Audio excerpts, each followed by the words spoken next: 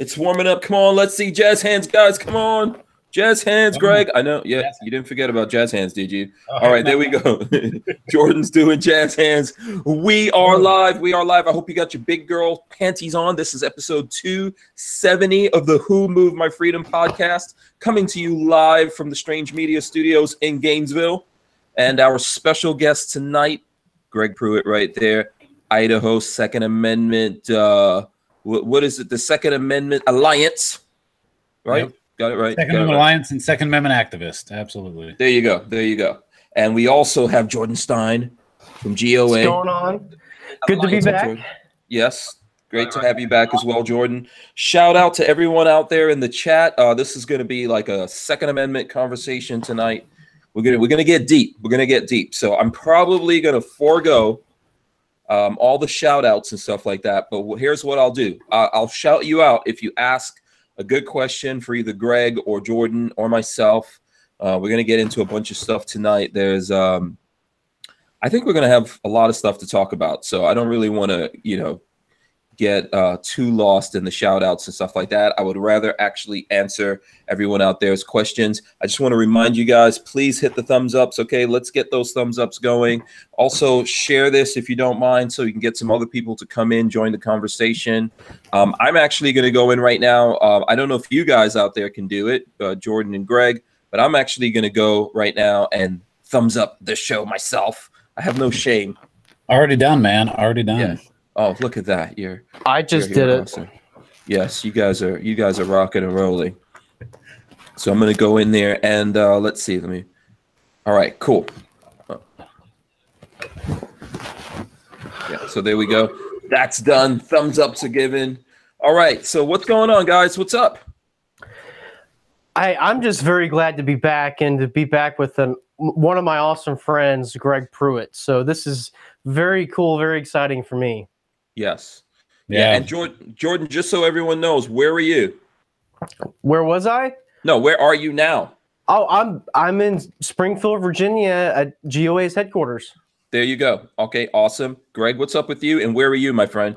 Yeah, thanks for having me back on, brother. I'm excited to be back on here, and I am out in Caldwell, Idaho. It's a suburb of Boise, which is our capital. So just enjoying it out here, man. God's country. I don't know what you guys are doing over there, but I'm over in God's country. So in Florida, Oh, I'm not even getting into that. I'm not even going to fall into that trap right now. How's the weather? The weather out here, it's kind of funny when you get into the fall in Idaho. During the day, it's like 65, and then all of a sudden at nighttime, it drops down into the low 30s, and you're like, "What in the world just happened?" So you have to have a sweater on in the morning, and then you get your tank top on later in the afternoon. You're good to go. So yeah, okay, cool. Yeah. So anyone else out there from these guys next to the woods, let us know. Jordan, how's the weather up where you are? Finally, it's fall weather. It's been so hot up until recently, and it's like it flipped the switch, and now it's like a high of 55. I got my flannels on, not today, but I'm wearing my flannels. I got my Carhartts out. I got my cowboy boots. I am fall weather. So. Wow. Okay, yep. Cool. That's interesting visualization there. Okay, so by the way, if there's let's see, someone wants to know why Jordan's things say Eric. I don't know. I'm not sure. I see it as well. So I don't know. That's whoever's email or whatever's on the email or something like that. I don't think that's deliberate, right, Jordan? No, I think it's we've got a different setup here. So if it's saying Eric, it's because it's set up with Eric's email. So, but it's me. Yeah. It's Jordan. Yeah. Believe him. It's him.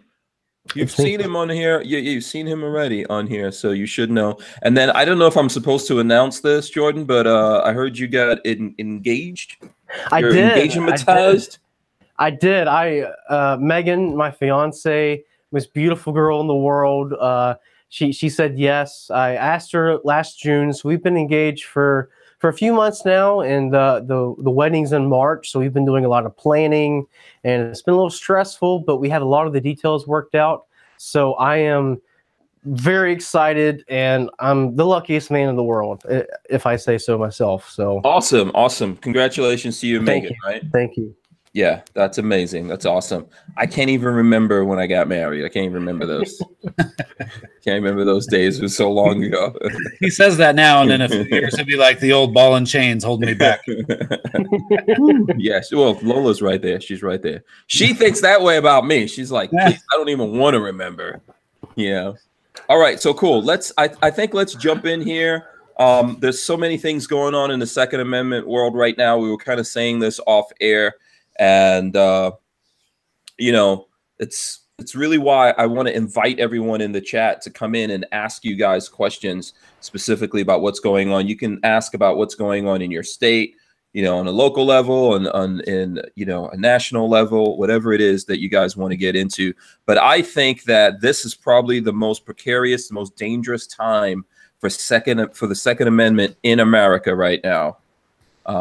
In my opinion, I think everyone's asleep at the wheel, or most people are asleep at the wheel. People really aren't thinking about this that much. They've got their minds in lots of other things. I just want to know where you guys are at with that. Yeah, go ahead. I'll go first. So what comes to mind for me, Hank, is, you know, right now we have Trump as president, and typically when you have a Republican president or whatever party's in power during the midterms, the other party kind of takes over the Congress, and that's traditionally what happens. And right now at GOA, we're trying to do everything we can to keep gun grabbers out of control of Congress, not necessarily Republicans or Democrats, but people who hate the Second Amendment. Mm-hmm. And that's what we're doing right now, because honestly, you know, and I say this with all due respect to Trump, but I don't want to rely on him to veto bad stuff. You know, sadly, we've seen that he's, you know, willing to compromise on various issues, and you know, he may not be willing to veto everything. So we need to snuff it out now. And in fact, we need to continue to go on the offense, you know, while we have a president who most likely sign some good stuff. Yeah. You know, so we need to go vote, get to the polls. And I don't want to get to it too early, but you know, GOA released our congressional scorecard, and make it kind of easy so you can see who's good and who's bad. Mm-hmm. Yeah, I'm gonna actually throw that up here. Let me see. I've got a link to it. We were talking about it yesterday. We're gonna definitely talk about that tonight. So I'll throw that up. I'll throw a link up to that here. And then Greg, yeah, what's your opinion on that? Yeah, and we've seen the same things in other states that I work in, and guys that I talk to that work other gun groups in other states, that especially right after the election, it was, you know, Trump's in office, and you'd go to the gun shows and you're trying to get petitions to stop a bill or to push a bill. And most of the gun owners in there, a lot of them, you know, a lot of the older guys were just like, oh, Trump's in office now. We got the NRA. Everything's good to go. We have nothing to worry about. And I'm just sitting there thinking, what do you mean there's nothing to worry about? I mean, you know, over here in Idaho, for instance, all the states around us are absolutely imploding right now. Oregon, Washington, California, all the worst gun laws in the country. Most of them right now are coming out of the states right next to us. And I'm like, you guys got to wake up. Like, if you go to sleep at the wheel, eventually these progressives are a disease, right? This idea of progressivism will seep into your state very slowly, or in some cases very quickly, and they'll destroy everything. And then you'll wake up one day and go, "What in the world just happened? What happened to my state?" You know, yeah, you're not protected by having a R or a D. You know, that makes no difference after the name of whoever it is you're supporting out there, right? Because you've got progressive Democrats, but also progressive Republicans. Yeah, absolutely. Yeah, lots of them, including right here in Idaho. We've got progressives here in Idaho in our state house. Mm-hmm. And the problem was, after Donald Trump got elected, you know, everybody thought, well, the president's there. I'm telling them, look, the president's not going to do jack squat in Idaho, because that's not his business. Okay, if a gun control bill comes up in Idaho, which we actually had this year in Idaho and defeated it by 4 votes, I said the president's not going to do anything. They don't care what the president says about a gun control bill in Idaho. He's supposed to stop it at the federal level, which he didn't with the Fix Nix bill. So we just because the party affiliation changes, whether it's at the presidential level or whether it's your governor or your state senators or whatever, none of that matters. You have to be vigilant all the time, no matter what. Yeah, and I think kind of the strategy of what's going on right now is that they're going after the states. If they can get the states to enact gun control, it's happened here in Florida. I know people don't want to admit that or believe that. In Florida, I get, I get those comments all the time, but it happened here in Florida, which is totally ridiculously unbelievable. It's happening in other states around the country. That's going to be the thing that can go, well, if Florida is doing this, why don't we just make it national? Yeah, exactly. That's with the states is a great point, and their latest and greatest scheme now for gun control is just the so-called red flag laws. So, if you're unfamiliar with a red flag law, it's essentially where I'll use Greg as an example. I go to a judge and say, I think Greg is a dangerous person. Let's take his guns away. The judge issues a court order, and then police come take Greg's guns away with no due process, and typically he's not there to defend himself in court. So it's an ex parte hearing, and that's what they're pushing across the states. We've been very active. I know Greg's been very active pushing them, and we've stalled them in a lot of places, thankfully, but they're still on the move in some others. So it's a constant battle.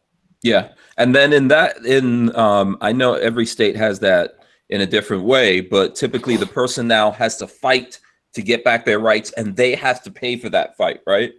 Yes. Correct. Yeah. So I don't know.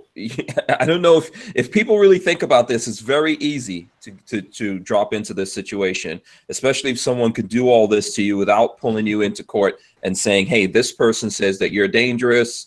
Can you prove that you're not dangerous?" Instead they just go out there and go, "Yeah, he's dangerous." Someone shows up at your house and they're like, "We're taking your guns." Yeah. And actually that is one of the pieces of legislation, I believe, and correct me if I'm wrong, that you passed in Florida, and that Republicans, dozens of them, helped pass in Florida, of all places. Never should have happened. Yeah, absolutely. And that's like one of the big things I want to talk about. I don't want to only talk about the Florida thing. Obviously, I kind of have the bully pulpit here, but I know that it was amazing what happened. I mean, people's heads are still spinning here. Obviously, you had this tragic situation at a school here in Florida that was ignored by the school authorities in all the circles, going all the way out to the FBI, ignored what was going to, people saying something's going to happen here. Didn't do anything. This thing happened. The entire country reacted before we knew what actually happened, because we still don't know what actually happened there.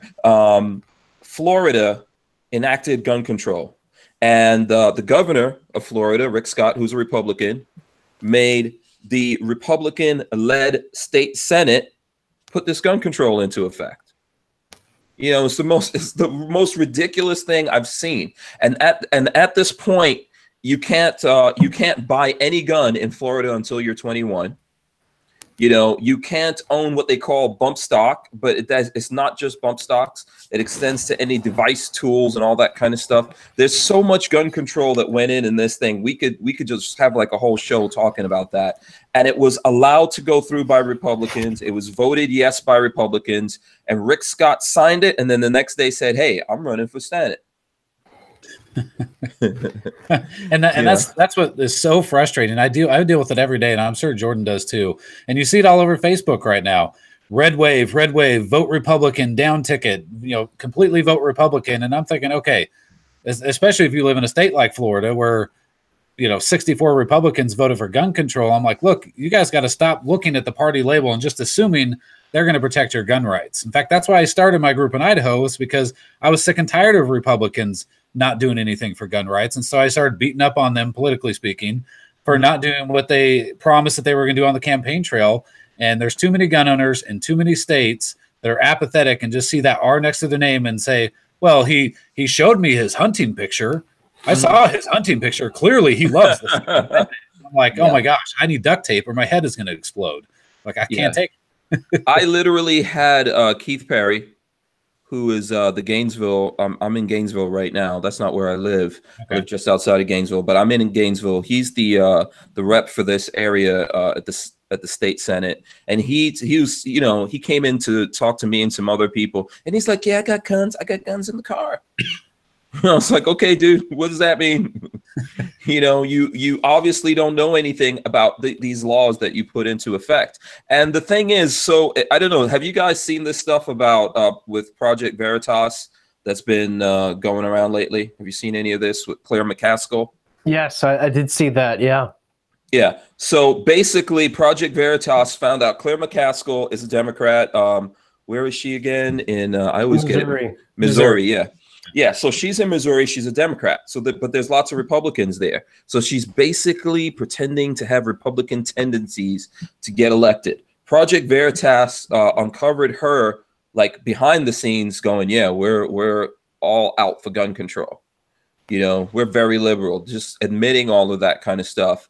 And everyone's sharing that. It's out there, right? But on our side, we don't realize that we have Republicans exactly doing that same thing, where they're Republicans pretending to be Republicans and conservative and for the Second Amendment, but secretly they are Democrats, they're liberals, they're progressives, and they're definitely anti-gun.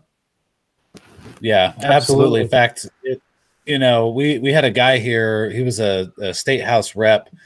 This was 2 election cycles ago, and he sent back our survey, and he was a newer guy, so he hadn't been there very long, and he made a really bad mistake because he sent me a survey back, and he said that high capacity magazines gave him heartburn. And I thought, what in the world? I'm like, this has to be a mistake, And so I sent him an email before I started pounding on him, and I said, "Hey, look, man, you said that you're opposed to high capacity magazines. I'm assuming you read the question wrong." And he sent me an email back and said, "No, that's what I felt." And so we blasted him in his district for, a month on end, and he ended up getting tossed out of office. But now they're very careful, right? And so just like Claire McCaskill, in every state, these Republicans, a lot of them would implement gun control if they felt they could get away with it. Yeah. And so they'll implement gun control, but to your face, they're going to tell you, "I'm for Second Amendment. I oppose gun control." And then if they think they can get away with it, they'll do it. Because what they'll do is they'll find some pro-gun, watered-down piece of trash bill that does nothing, and that's the bill they're going to go out and talk about. They're not going to talk about the gun control they just tried to implement. Yeah, or they'll give you, like here in Florida, they said that they were giving us something pro-gun because the bill that basically was gun control allowed people, the teachers or other people, to be armed in the school. Except if the local sheriff said no, then you can't do it. And good luck with ever seeing that in Florida, by the way. Wow. That was the thing that they put in there yeah, we're doing something for you guys. Now we'll have armed people in the school. You're not actually going to see that implemented in Florida. And by the way, where that incident happened, the sheriff there said he wouldn't do it. Even though they're getting rid of that sheriff, or they got rid of that sheriff, you get a liberal sheriff in there, he's going to go, "Nope, not allowing that." So Gainesville here, where I'm at, has a liberal sheriff. That sheriff's going to go, "Hell no" to that. Go ahead, Jordan. Well, what I was just going to say is what I see is these Republicans, when there's a tragedy that happens or whatever, they feel an urge to do something. They, we have to do something for the kids, and it's not a bad urge to do something, but what they want to do is just always take away our rights, and that's the wrong thing to do. If we want to do something, let's pass constitutional carry or get rid of gun-free zones. That's all our response after shootings is let's let people protect themselves and not just try to have more laws that will only infringe upon our rights. Yeah, absolutely. If you want to allow people to be armed in the schools and protect the kids, make a separate bill that does that and put that through. And then we'll deal with that and implement it. Don't try to put these things all together and then shove it down our throats and then tell us, hey, you're just eating a sausage. Don't worry about it. I think that's ridiculous. Okay. Sataket gave us $5. He says, "Appreciate everything you guys do." So thanks a lot out there to Sataket. Awesome. I'm going to try to go through. I don't, we for sure are going to talk about these things. Let me go through and try to hit some comments or questions out there. Jafari H says, "I'm still scared for Utah, even with the church. If the carpetbagger Romney wins, look at his record from Massachusetts. talk about maintaining Constitution, but wants gun control. So are you guys looking at what's going on in Utah? Yeah, I follow Utah pretty closely. It's right next door to us, and yeah, Romney came in. He's a carpetbagger. He's going to win, and unfortunately, yeah, if there's a gun control vote, he'll be on board with gun control hands down, because he was all over in Massachusetts. And so, in fact, Utah is one of the states, and I have a guy in Utah. He works with or runs the Utah Firearms Association. And he told me he had talked to some Republican legislators, some of the more conservative ones, and some of the moderates in Utah are planning a red flag bill, or looking at some version of a red flag bill in Utah, of all places. What? And so, yeah, absolutely. Okay. And so we in Idaho. So what I did in Idaho, the minute we got these red flag laws and we started seeing them across the country, I said, no, we're going to preemptively start attacking this thing. And so sure enough, there's a lot of gun owners who are like, what the freak is a red flag law? But over time, over the last few years, as we've continued to pummel this idea, now most gun owners are like, oh, heck no, that's never going to happen. And we make sure to tag legislators in all our posts and send them emails letting them know, we're not going to put up with this. If you try this, we're going to make you pay. Yeah, absolutely. So now you mentioned red flag laws. Let's explain what that is, both of you, or I don't know if you just want to take it, Greg. But, yeah, you take it, Greg. I tried to do it earlier. Yeah. So, well, you did a pretty good job. And for all of you gun owners, you have to understand how dangerous this is, because initially most of the states, what they're going to say is they're going to pass a law that says your family members, okay, usually your spouse or a brother or somebody living with you, they have the capability, if they think you're a danger to yourself or they think you're a danger to someone else, right? Oh, that so-and-so at my work, I can't stand that guy. I had to go kill him. Okay. They can take a text message or something you said, and they'll take it to a judge and say, look what he said. I know he has guns. And the judge can issue a warrant essentially to the police to go to your house, confiscate your firearms. They don't take you away. Okay. They're not charging you with a crime. They're not saying you committed a crime. You're not convicted. You don't go to court. They say, give us your guns. We have to make sure everybody's safe. Yeah, we're looking out for the kids. And so they'll take your firearms away, and then they'll say you have 60 days or a year or some sort of time frame where you can go back to court and you can apply to have your rights back. Okay. And like Jordan, and your property. No due process. Yep. They steal your property and it's gone. Now, initially, most states, like in Oregon, for instance, that's how it started. But guess what? That's not enough. Oh, no. That's not enough people that are able to turn you in. Now in Oregon, it's the school principal, the administrators. They want to go after doctors, your doctors and nurses. They want all those people to be able to. So it's now like also it's guilt by association as well, right? Because if a family member related to you does something, they can go, well, his family member has a bunch of guns. Or if it's your son or your daughter or something like that, well, they did this in school and their parents have a bunch of guns. I think we need to go take those guns. It's like some Minority Report type stuff, right? Yeah, exactly. And I know both Greg and I have both pointed to that movie of the Minority Report, where they're trying to predict who's going to commit a crime. But, the whole due process things goes back to one of the principles that our country was founded upon. The government can take your life, liberty, and property, but only after you've had your due process and you have a chance to defend yourself in court. And that's the foundation of our country. And that's not something that I just want to give away so easily, with our due process. And you're not to be assumed guilty until proven so. You're innocent. Someone has to prove that you're guilty. You cannot be proven guilty of something you have not done. Yep. Yeah. In fact, and Hank, I'm glad you brought up that guilty by association. So we had a guy in Oregon, he lives in Portland, who had reached out to me through our Idaho group, the Idaho Second Amendment Alliance. And he said, hey, I got a story I want to tell you about the red flag law here in our state. And so what had happened was, this guy's a paraplegic, okay? And his stepson worked at, I believe, UPS, okay? And his stepson I think he has ADHD or something to where he basically looks angry all the time, okay? Whatever it was, I can't remember. And he was at UPS, and this was right, a few months after Florida. And he was just really annoyed with the Parkland kids going around trashing on the Second Amendment. And he's like, man, I am so sick and tired of these Parkland kids. They make me so angry. Well, that eventually dominoed into the police showing up at this guy's door and saying, your stepson said these things. We need to take your guns away just in case your stepson is angry and wants to hurt somebody. Wow. And he told them to pound sand. He's like, not without a warrant. You're not coming into my house and you're not taking my guns. And they left. Thank goodness. Oh, but there'll be that's more what of you're that. talking about. Yeah, if they have political cover to do that, I mean, just because he look at me, I got my eyebrows connect. That makes me look angry all the time. You know, I mean, there's lots of things. It sounds like a joke, but these are really things that people are doing that's going to change the entire justice system if they're allowed to do this. And in effect, what you're doing, the people supporting these people, you're helping people to create more ways to incarcerate you, lock you up, take things away from you, control you. That's what you're doing. Yeah. Let me just get to this real quick. James Miller gave us $10. He says, recently PA passed HB 2060, which is similar to a red flag law. Is there any way to fight in court?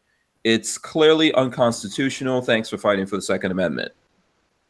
Yeah, I'll take that. We did have alerts out against those bills, and besides, the legislatures over the will of the gun owners in Pennsylvania, they passed it. A lawsuit's definitely something to consider. Of course, there's a lot of things that go into a lawsuit, like finding a plaintiff and all those things. So that's something we definitely look at.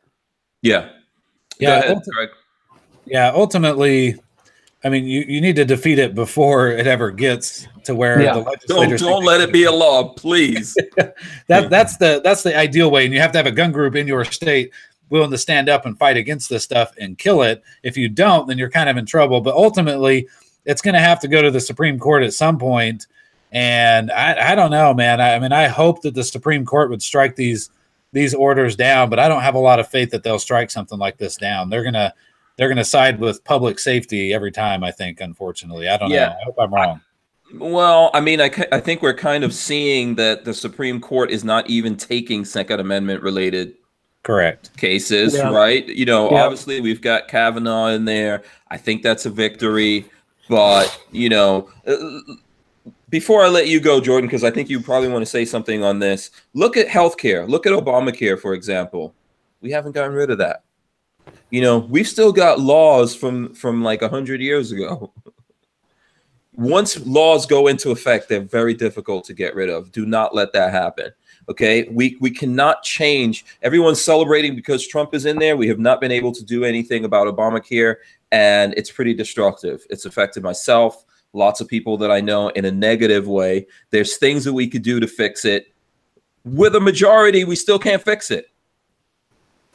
Yeah, that's the thing to think about. Go ahead, Jordan. Well, an observation I have is that I think typically we've gave the Supreme Court too much power.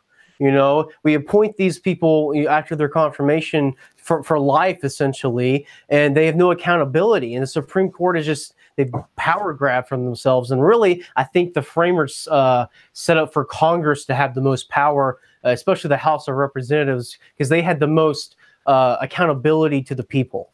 So the whole Kavanaugh thing was a huge deal, and it was so, but it shouldn't have been that big of a deal because Congress should have the most power. Mm-hmm. Yeah, absolutely. And we still have to see that one play out. I don't know. I agree with Greg here. I don't know if we have the chance of them dealing with these things. And then remember, we've got to fight like all these states that are putting it in. And then there's other things that people are trying to put in. So it's going to be constant. Another thing to point out about the courts and everything, and sometimes a lot of gun owners don't like to hear this, but a Supreme Court decision is not the supreme law of the land. According to the Constitution, the supreme law of the land is the Constitution and laws made pursuant to the Constitution. That holds more weight, that holds more authority than a Supreme Court decision. So if you want to have the best thing ever in regards to gun rights, pass a law, not a court decision. Yeah, the Supreme Court's. I mean, unfortunately, we have put way too much power in it, and I don't know that that's really going to change a whole lot. And the progressives right now want to expand the amount of people on the Supreme Court so they can get more people on there. At the end of the day, you know, everybody was pretty excited about Kavanaugh. I'm really torn, honestly. If you've read some of his opinions, the best thing that he might do is strike down any assault weapons ban, or, you know, help strike down assault weapons bans across the country. But other than that, he seemed to be okay with a lot of other infringements, and which I'm not okay with. And so, you know, I think the best we might get out of Kavanaugh is that. Now, what we were talking about before, Hank, is will they even take up cases? Because for the last, I mean, ever since Chicago versus McDonald, they haven't taken up a major Second Amendment case. And I think the reason maybe that even some of the conservative justices weren't doing that is because they were afraid that if they took those cases up, they were going to lose, because somebody like Roberts or whatever would end up going in the wrong direction. And so hopefully with Kavanaugh, maybe that will change. I don't know. But like Jordan said, we shouldn't be relying on the courts. Take this battle to your states and don't let it ever have to get up there. Yeah, I think I'm going to agree with you on that. You know, these are like really, really weird times. I don't even know why we need the freaking Supreme Court. Why do we need it? You know, well, we should have the Constitution, some basic laws. We've got them to argue about all these other laws that come in and layer on top of stuff. What the hell do we need them here for? Because ultimately, you're right. You're right, Jordan. We have the Second Amendment, but when someone's knocking on your door and come in to take your stuff away from you, that the Second Amendment and the Constitution does not help you or stop those guys. Yeah. Well, you know, I think the founders, in their wisdom, divided power, right? That's why they had three separate roles of government, and it's been twisted along the years. I mean, states used to directly elect their senators, so the state legislatures did, and they've done away with that, and they further democratized it. And my personal view, I think democracy is a dangerous thing. I think our nation was founded more as a constitutional republic rather than just a democracy, which really just turns into mob rule. Mm-hmm. Agreed. Agreed. I guess that's a lot of what we're happening there if you get really deep into it. Let me just go through right now and hit up some comments or questions here so that we're not totally ignoring people. RTS guy says Bloomberg and the gang are going state by state. No more national fights. I agree with that until they get someone in the White House. Yep. You know, LV Louis Cipher says if Sisolak gets elected Nevada governor, we're screwed here. Yeah. I'm not. Are you guys following that closely, the Nevada thing? I'm not following the Nevada race all that close. But. We can look at the score. So, Jordan, I mean, this is probably a good time to pull up the scorecard. I did share it. If anyone out there wants me to share the scorecard again, GOA does have us. Do you want to explain what the scorecard is real quick?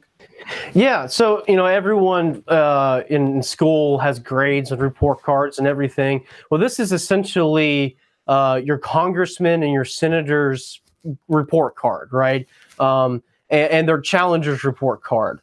You know, so when there's a vote, you know, in Congress, and we tell the Congress, we're going to score this vote. You know, this is the correct way to vote.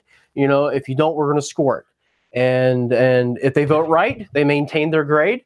You know, if they vote wrong, then we dock their grade. Everyone starts out as an A, and then they go down from there.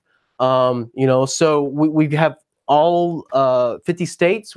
Now this is a congressional scorecard. So this isn't state legislatures. This isn't governors. We do those on a case-by-case basis. But this is congressional. So your representatives and your two Congress or your two senators. Okay.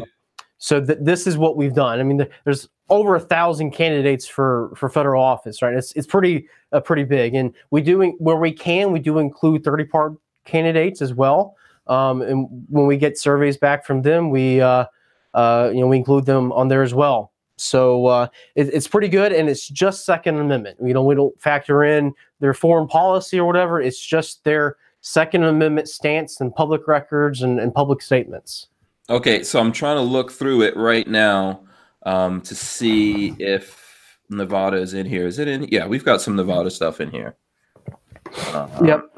But like I said, the governor wouldn't be on there because it wouldn't be on there. Yeah. Okay. All right. Cool. So if you want to look at that, you can see what's going on in Nevada. So and you guys could take a look at that, and we can probably go over it. So only the Congress is included in this one, right? Yeah, this is just the congressional. Other stuff we do case by case basis, and we do have some gubernatorial and state level stuff coming out as well. But this is just Congress, right here. Okay, cool. All right. Satakit says, it's funny Jordan is on tonight. I was thinking at work today how much praise and love you guys deserve. I mean, you all work so hard to literally keep my family safer. Thank you. Thank you. So kudos out there. Thank you on that one. Let's see. Gorillas and Guns says, them red flag laws are so unconstitutional. But we call them gun confiscation orders. That's if you say red flag law around the office, like what are you talking about? You got to say gun confiscation order because that's what they really are. You know, they orders to take away your guns. Yeah, absolutely. I think so. Yeah, and the other thing that we haven't touched on about these red flag laws or gun confiscation orders is that when does it end? You know, I talked a little bit about how they're already expanding it in Oregon. What about veterans with PTSD? I'm a veteran. I don't have PTSD, but I know I have a ton of veteran friends and family members that do have PTSD. Well, they're all a danger to themselves, so we need to take their firearms away. Or let's take the killer in Parkland, for instance. He was a video gamer, right? And he went out and he talked about what he wanted to do to his video game buddies. And what about them? Why not extend the ability for his video game buddies to turn you in as well? And so where does it stop? There is no place to stop. There is no, it's not going to stop anywhere. It will creep. I mean, if they get these laws to stick, they're going to do this on a national level, first of all. If they, just like everything else they're trying to do, if they get it on a state level, then they'll go for it on a national level. And then these things are going to creep. People are going to keep adding to these laws, just like you're saying. Oh, we don't like this. We don't like that. This guy's a rapper. We don't like this music video he did. You know, they're going to find something about you. We're human beings and we get angry. I think it becomes a problem when you decide that you are going to hurt people, you know, and then you actively go out there and start hurting, you know, or making plans to hurt people. Okay. Obviously, there's people out there seeking help. I think there's a whole bunch of things that need to come together. But what people need to understand about this, because they're like, oh, why you guys, this is a good thing. This is a good thing. We're not taking it away from you. You'll get it back. I think that, no, there's going to be creep in that. And on top of that, have you ever had the state take stuff away from you and try to get it back? Not so easy. Yeah, that's usually a losing battle or a very expensive battle that you're not going to have the money to afford to try and take it back. It's just not going to happen. And you know, the government doesn't give you the right to keep and bear arms. That does not come from the government. Heck, it does not come from the Second Amendment. You know, our founders said that our rights are inalienable. Our rights come from the laws of nature, nature's God. That's the Declaration of Independence. The government's not the source of rights, and the government can't take away your rights. You know, without due process. So your rights are, at least in my view, God-given rights, you know, that the government can't take away. Yeah. I always tell people, especially if you want to talk to like tree huggers out there, you know, imagine you have some creature that you care about. I don't know, polar bears or something, right? And you say, you know what we're going to do to those polar bears? We're going to pull out their fangs and take away their claws. You know, because they kill their babies. They eat baby seals. We can't have that. That's what you're doing with human beings. You're telling them they can't have their fangs. They can't have their claws. Now, should they go out there and hurt other people? No, of course not. Those people should be able to defend themselves. We should, in society, should be able to do something at that moment when they become a criminal, when they decide they want to take things away from other people, including their lives. But you can't preemptively do it. What do you know? How is it that all of a sudden you can? And by the way, we already have things that people could do. And in the Parkland case, no one did it. The FBI didn't do it. You know, the school didn't do it. The local sheriff didn't do it. All these people didn't do what they could have done. That's already in place. Now we want to go, let's put another layer of something in place. And those guys are still not going to do anything. But if there's someone out there that someone in government wants to take their guns away from them for whatever reason, they're going to use that to do it. Amen. Yeah.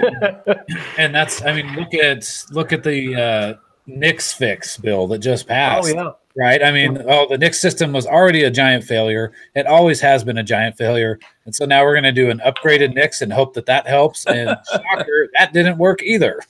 Yeah. Yeah, and that was the bill that brought a lot of congressmen's grades down, because that was a vote we scored. That they put it into an omnibus bill, which is a very large spending bill, like $1 trillion spending bill. And they shoved it into it because that was a must pass bill. So we said, to the Congress, don't vote for any spending bill that includes this fixed NICS gun control. And we've explained what fixed NICS does. And they did, and sad to say, your A rating went down to a B or whatever the case may be, because you voted for gun control. And I know I'm sure they're not happy about that. They're not.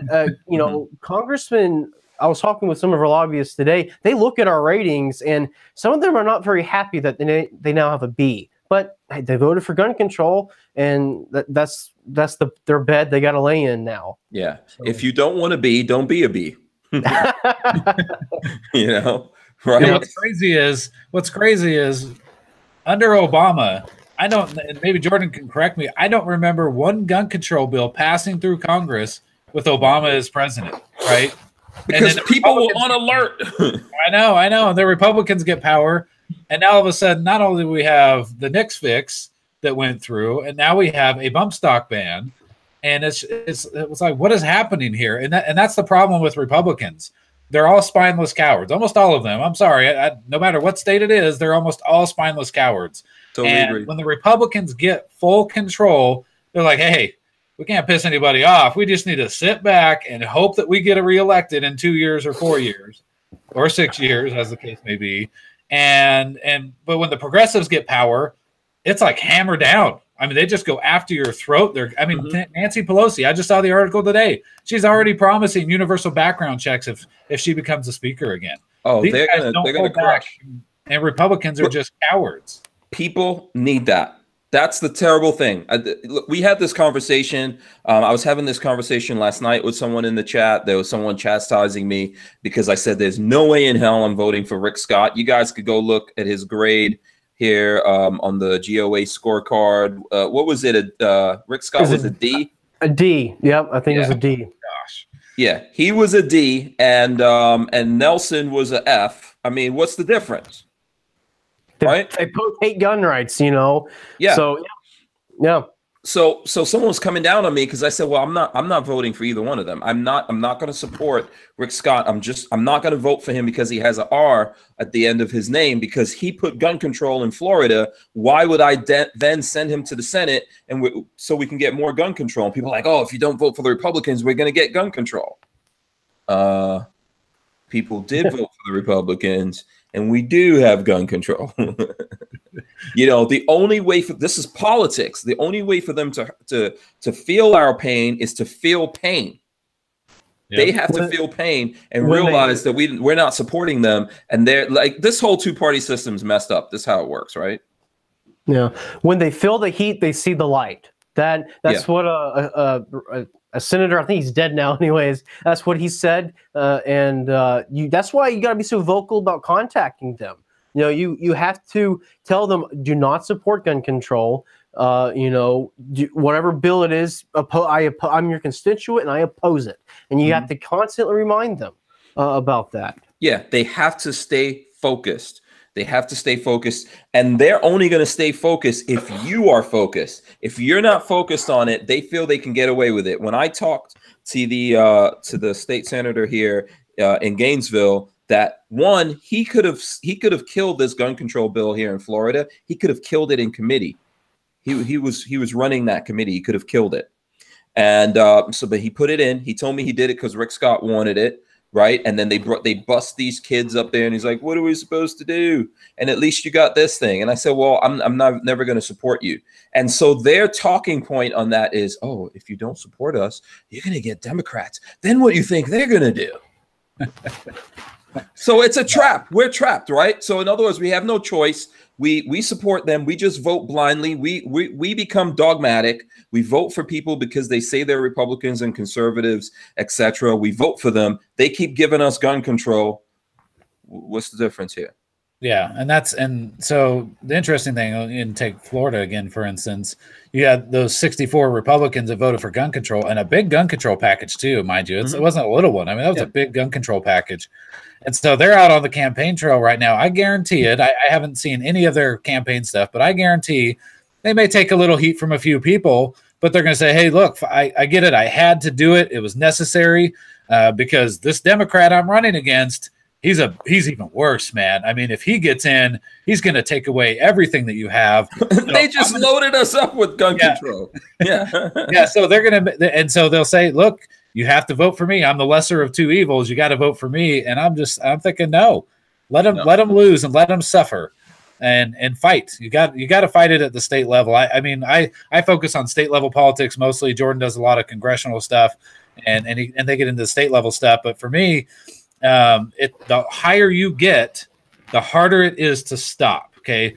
Stopping the president from implementing a bump stock ban is very difficult. Okay. Stopping people in Congress gets harder. At the state level, winning these battles is much easier than a lot of people think. But if your group is not a no compromise, hard hitting gun rights group, then you're nothing. You're nobody to them. They don't care. They're going to use you as little pawns in their game. Yeah. And that's why, I don't stand up for that. And I know Jordan and the GOA don't stand for that crap.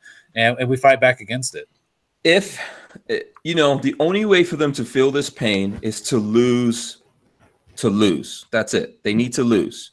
Okay. Or they need to really feel the pain of trying to get in there and barely get in there or whatever it is and go, why the hell did this happen? Oh, these guys who you stabbed up in the back, they came back to get you. You forgot that you're in a pro-gun state. Florida's called it gunshine state. You know what I mean? They forgot that. So the way that you have to do it is make them feel the pain. Otherwise, what's going to happen, for example, we're going to probably see this happen with Trump. I don't know. I don't care how much you guys can be as crazy as you want to be about Trump. Trust me, I'm there with you. I got Trump shit sitting on my desk. Okay. But the bump stock ban, it's going to get to his desk. He's going to want to win. He's going to want people to like him about something. He's going to want to say, oh, look, I did this thing.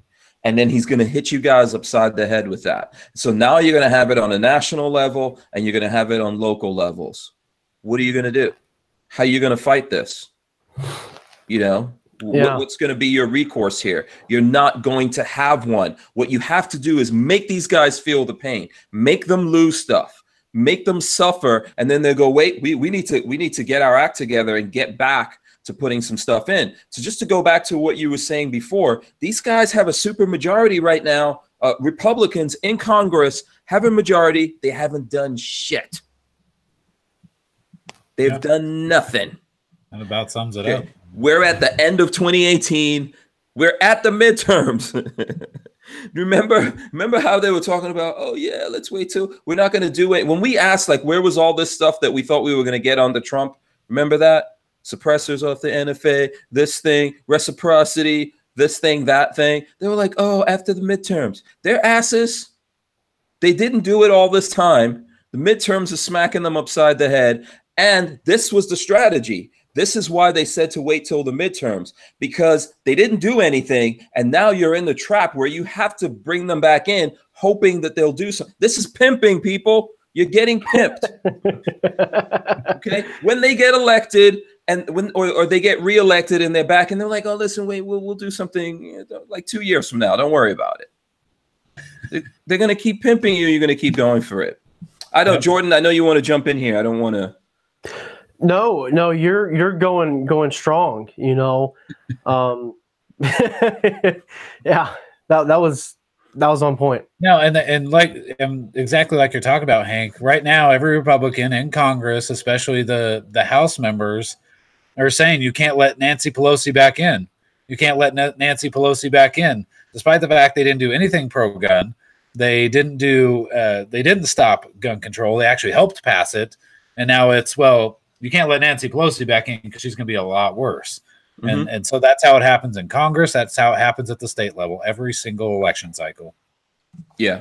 I hate to say it. You guys asses need Obama back up in there to wake up and get alert again. It's sad. It's sad to say. I never voted for Obama, period. Okay.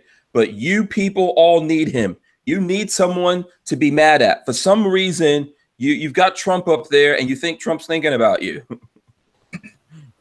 You know, yeah. I don't really understand that. I'm not trying to make you guys miserable, but you need to wake up. Complacency will be the death of the Second Amendment.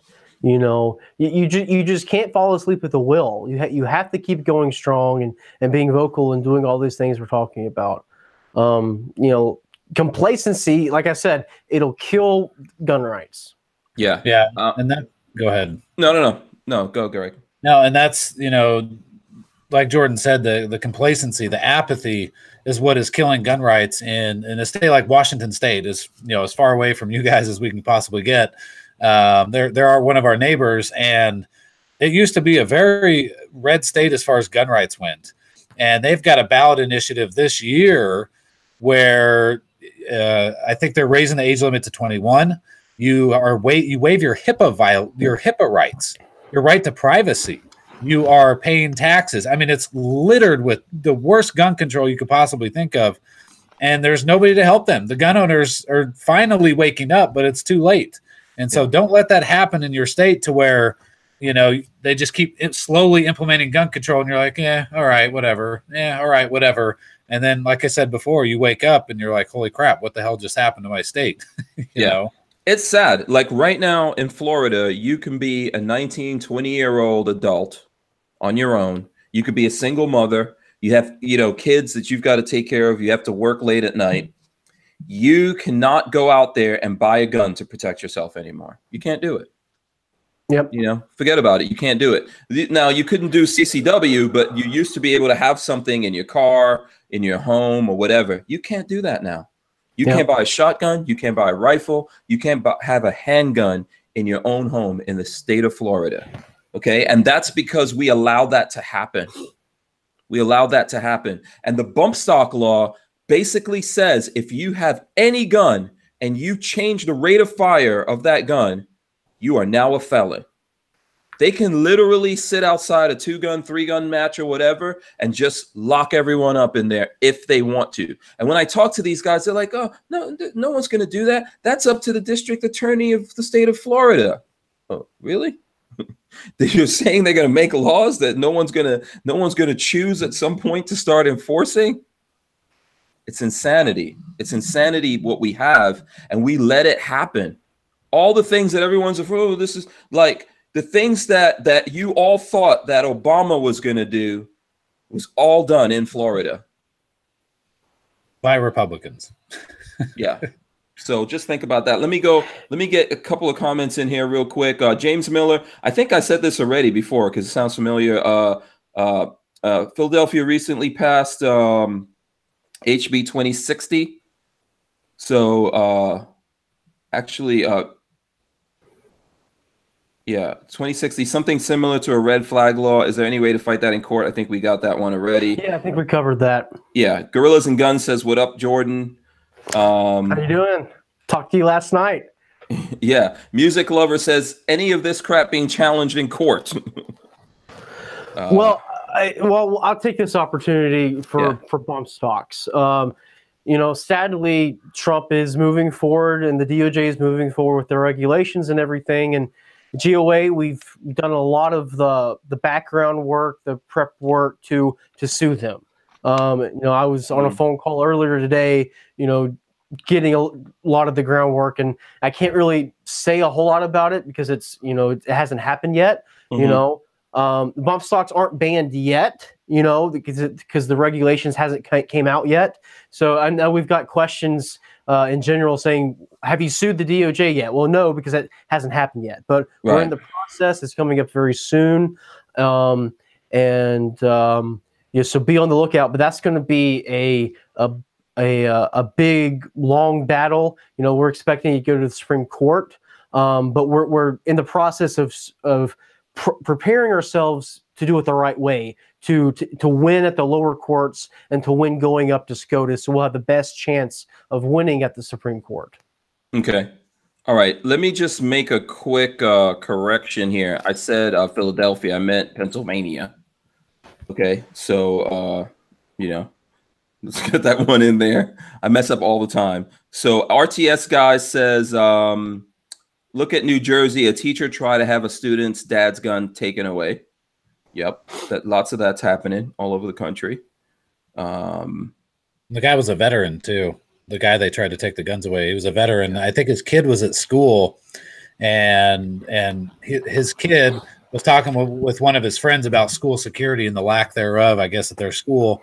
And another student passing by overheard them talking about school security. And of course, that person went, talked to the principal. Okay. Then the principal went and talked to the police, and the police went to a judge, and I believe, and then they showed up at the guy's house, this veteran's house, and said, give us your guns because your kid was talking about school security. We need to make sure he's not going to shoot the place up. And the veteran told him to pound sand. He's like, go get a warrant then. Yeah.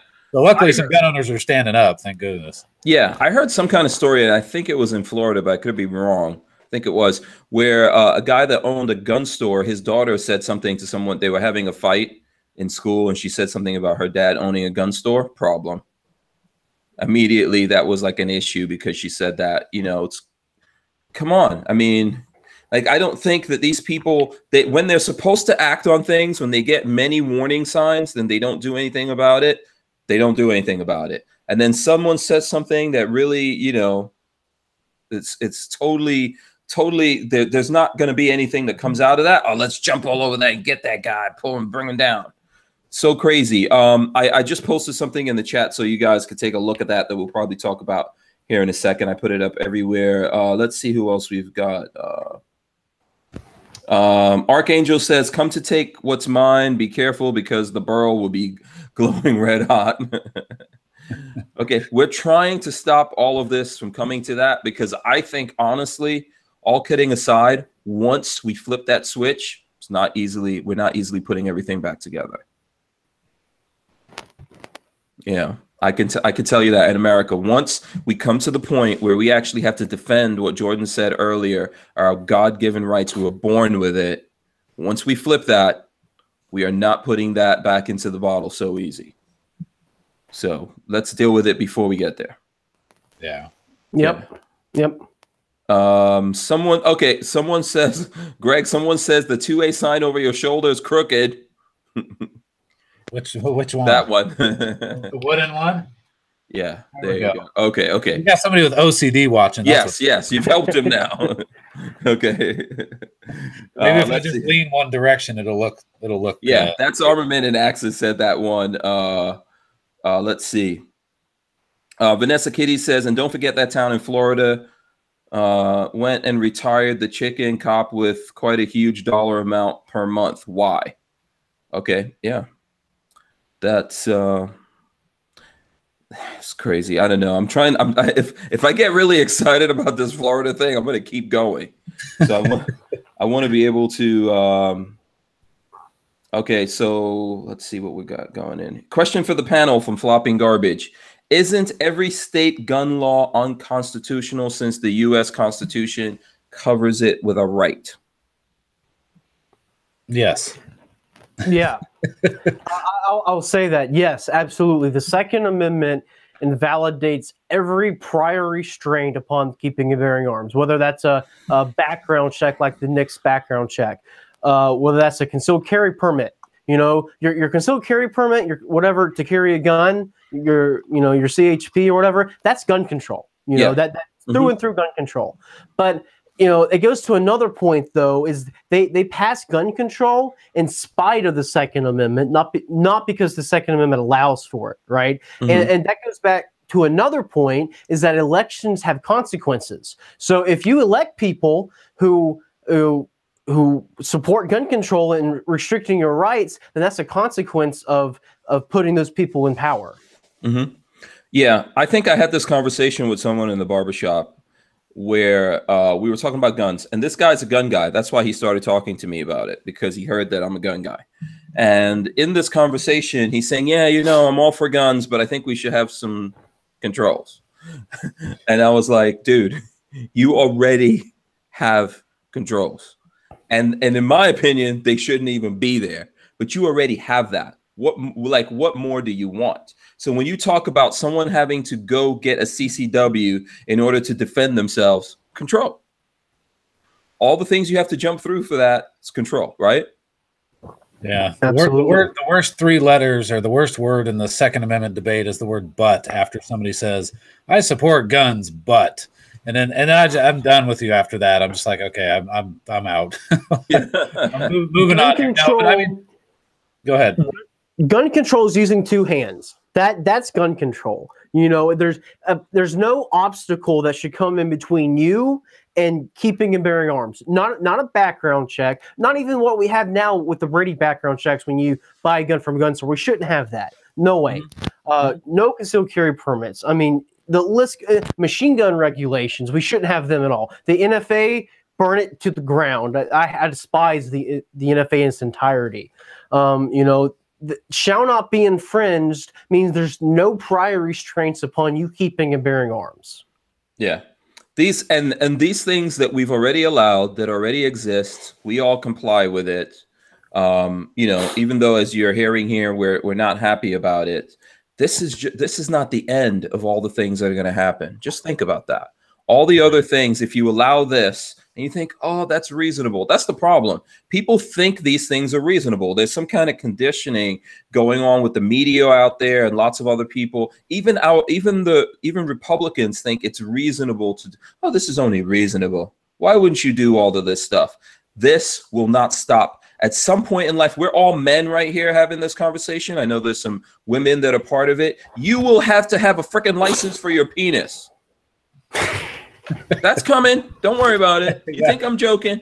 No, it's coming. It's getting crazy, man. All these celebrities I saw coming out against Snow White now. Snow White's this evil whore, apparently, or the guy, I guess, that was coming after her because he didn't get permission to kiss her to wake her up from her coma. So, yeah, I mean, it's coming, man. You might be right. Yeah, I think we're headed in that direction. That to be born a man, you're going to have some kind of permission to be born a man.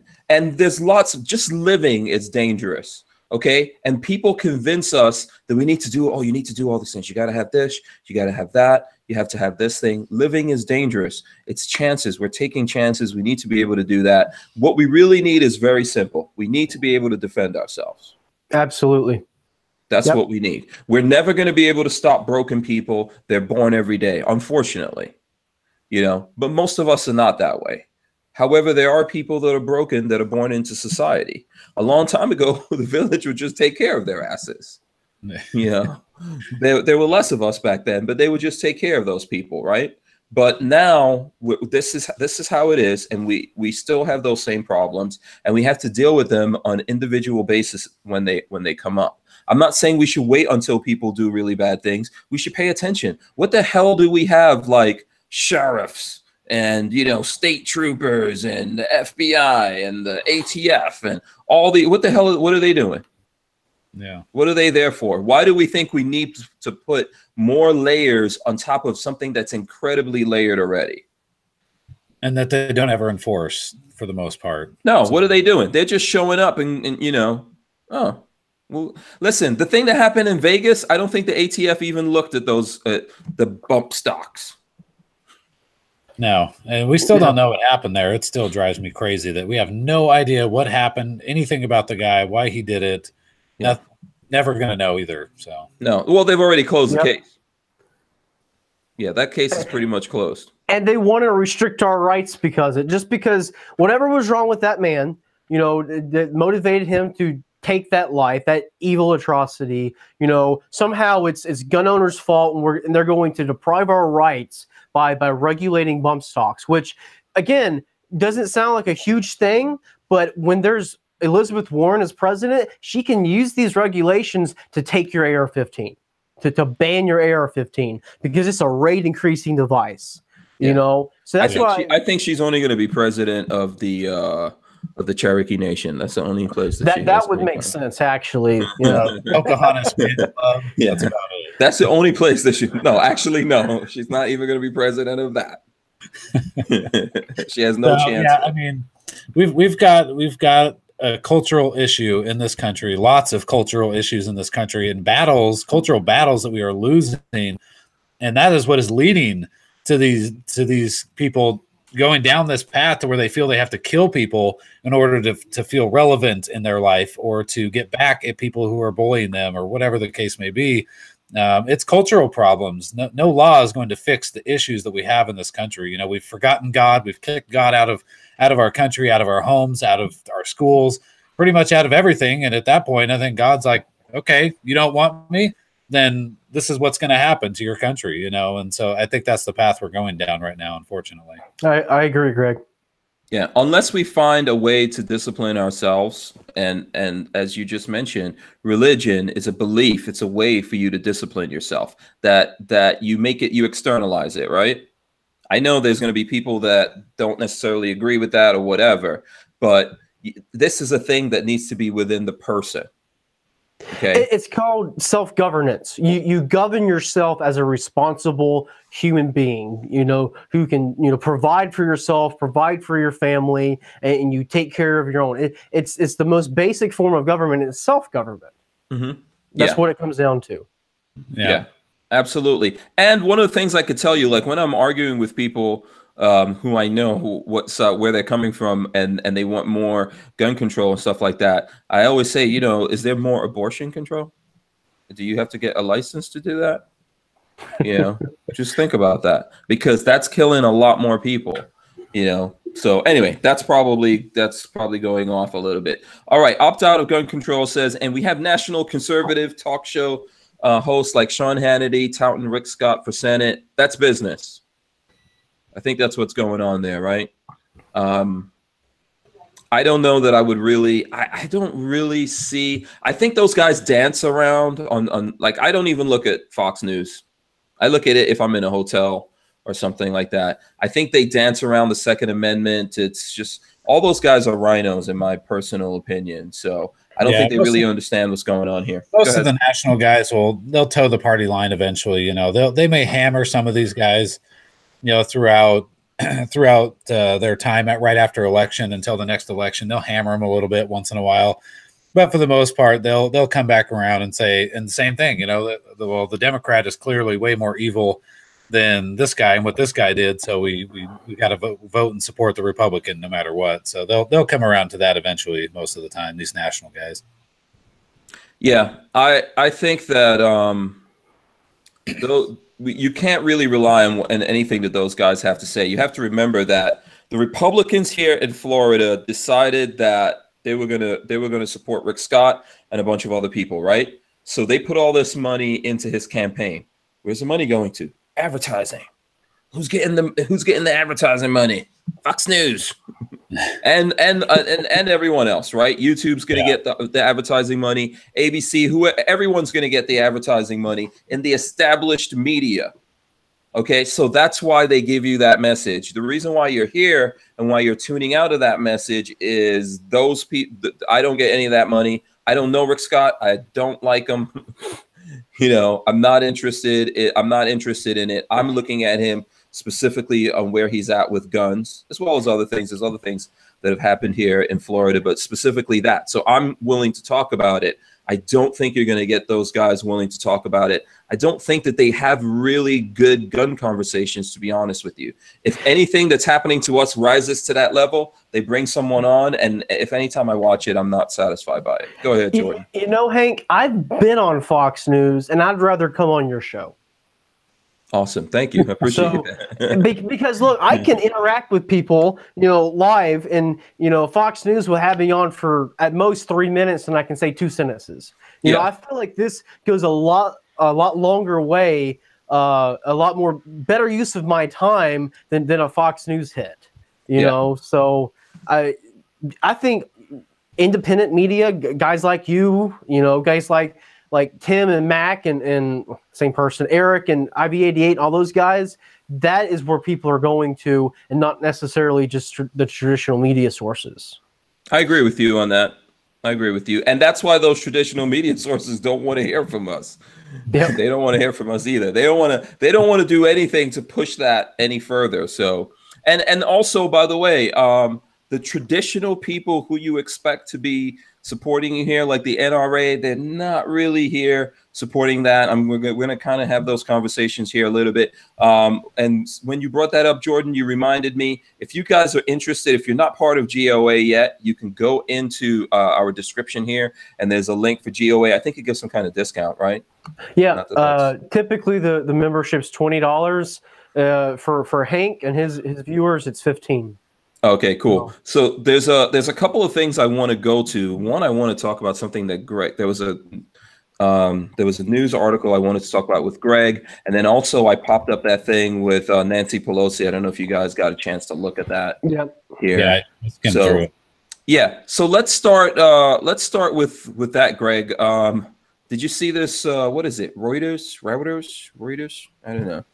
I think it's Reuters. I think it's Reuters. Yeah. Local gun groups flex muscle in state politics, sidestepping the NRA.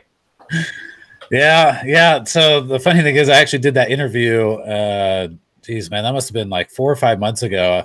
So apparently these national ones, they take a long time to do this stuff. But the guy had reached out to me, and apparently it saw articles where we had butted heads with the NRA here in Idaho for years, and said, what is the deal? What is happening right now? And I said, well, what's happening right now in the big picture is the gun grabbers in this country see the NRA is this big gorilla in the room that hammers everything. They never let gun control go through. They always fight against gun control. And I said, that's funny, because the NRA has actually helped a lot of gun control move forward at the state level in some states, as well as through Congress. What gun grabbers don't see is on the other side of the NRA is a whole bunch of hard-hitting, no-compromise state groups, as well as GOA, who do not compromise. What you guys think the NRA does that they don't really do, that's what we do. We're the ones that hit back. We hit hard. If the NRA supports us or not, we don't care. We're going forward with what we want to pass. In Idaho, for instance, when I started my group in Idaho, we wanted to fight for constitutional carry. Hey, no permit. And the NRA fought against us for 4 years until finally... They fought against it. Yes, against not for it. No, correct. Yeah, they pushed back against us trying to pass it. But they were supposed to be for it, right? Like, we would assume naturally, oh, this sounds like a good thing. NRA should be down with that. I'll put a little caveat in here. GOA is the original group to push for constitutional carry. Like, we're the original people to push for it. I don't really think it really would be a thing unless we advocated for it, back in the day. So, yeah. I would agree with that, right? The NRA was probably never down with that. Just like they said they were never down with machine guns. Yeah. Yeah. Honestly, but somehow I'm supposed to believe they're gun guys. And usually what happens, Hank, is, and they did this in Idaho in 2016, we marched 1,000 people on our Capitol, and we were like, pass this now. And finally the NRA came in and was like, okay, it looks like it's going to pass here in Idaho now. Let's go ahead and jump on board. Yeah, let's take some credit. Yeah, of course they jump on board, and then what they do is they start watering it down. And you're like, what the hell are you? This is Idaho, okay? This isn't some state where it's, we're almost to where the Republicans don't have power, or maybe the Democrats have some power, and you can't quite pass as good of a bill as you want. It's Idaho. We are one of the reddest states in the country. At least the people are, not the legislators necessarily, but we had to fight tooth and nail. And we killed a constitutional carry bill ourselves that same year back in 2016 because the NRA wanted to make the laws in Idaho the same throughout the state. Well, the problem was when they tried to do that, they were actually taking rights away from non-residents. So if you were to travel to Idaho, they were going to remove your ability to have permitless carry outside of city limits. And we went and stood in front of the Senate chambers, me and my organization, and said, Senate Bill 1378 is gun control.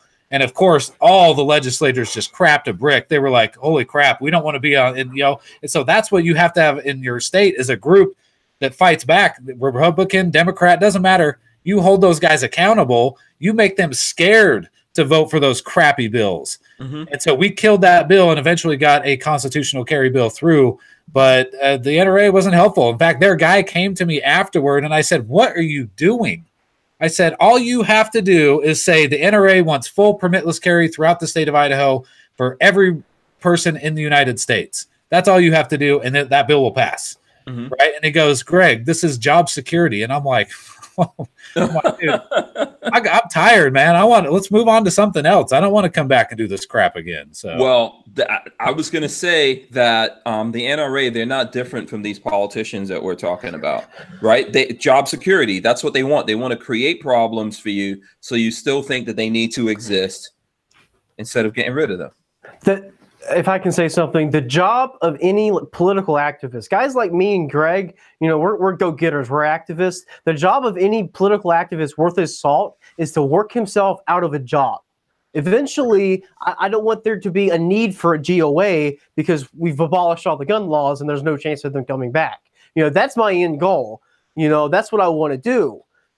So if for your mindset to be, I want to save some stuff for next session, I would challenge that. I would take issue with that because, we don't want to, this is our rights. This is our God-given rights. I don't want to play political job security games with that. Yeah. Let's simplify it. Simplify this. We don't need to come back and fight this. We should never have to come back and fight it. It should be settled and we move on. They make really good money, though.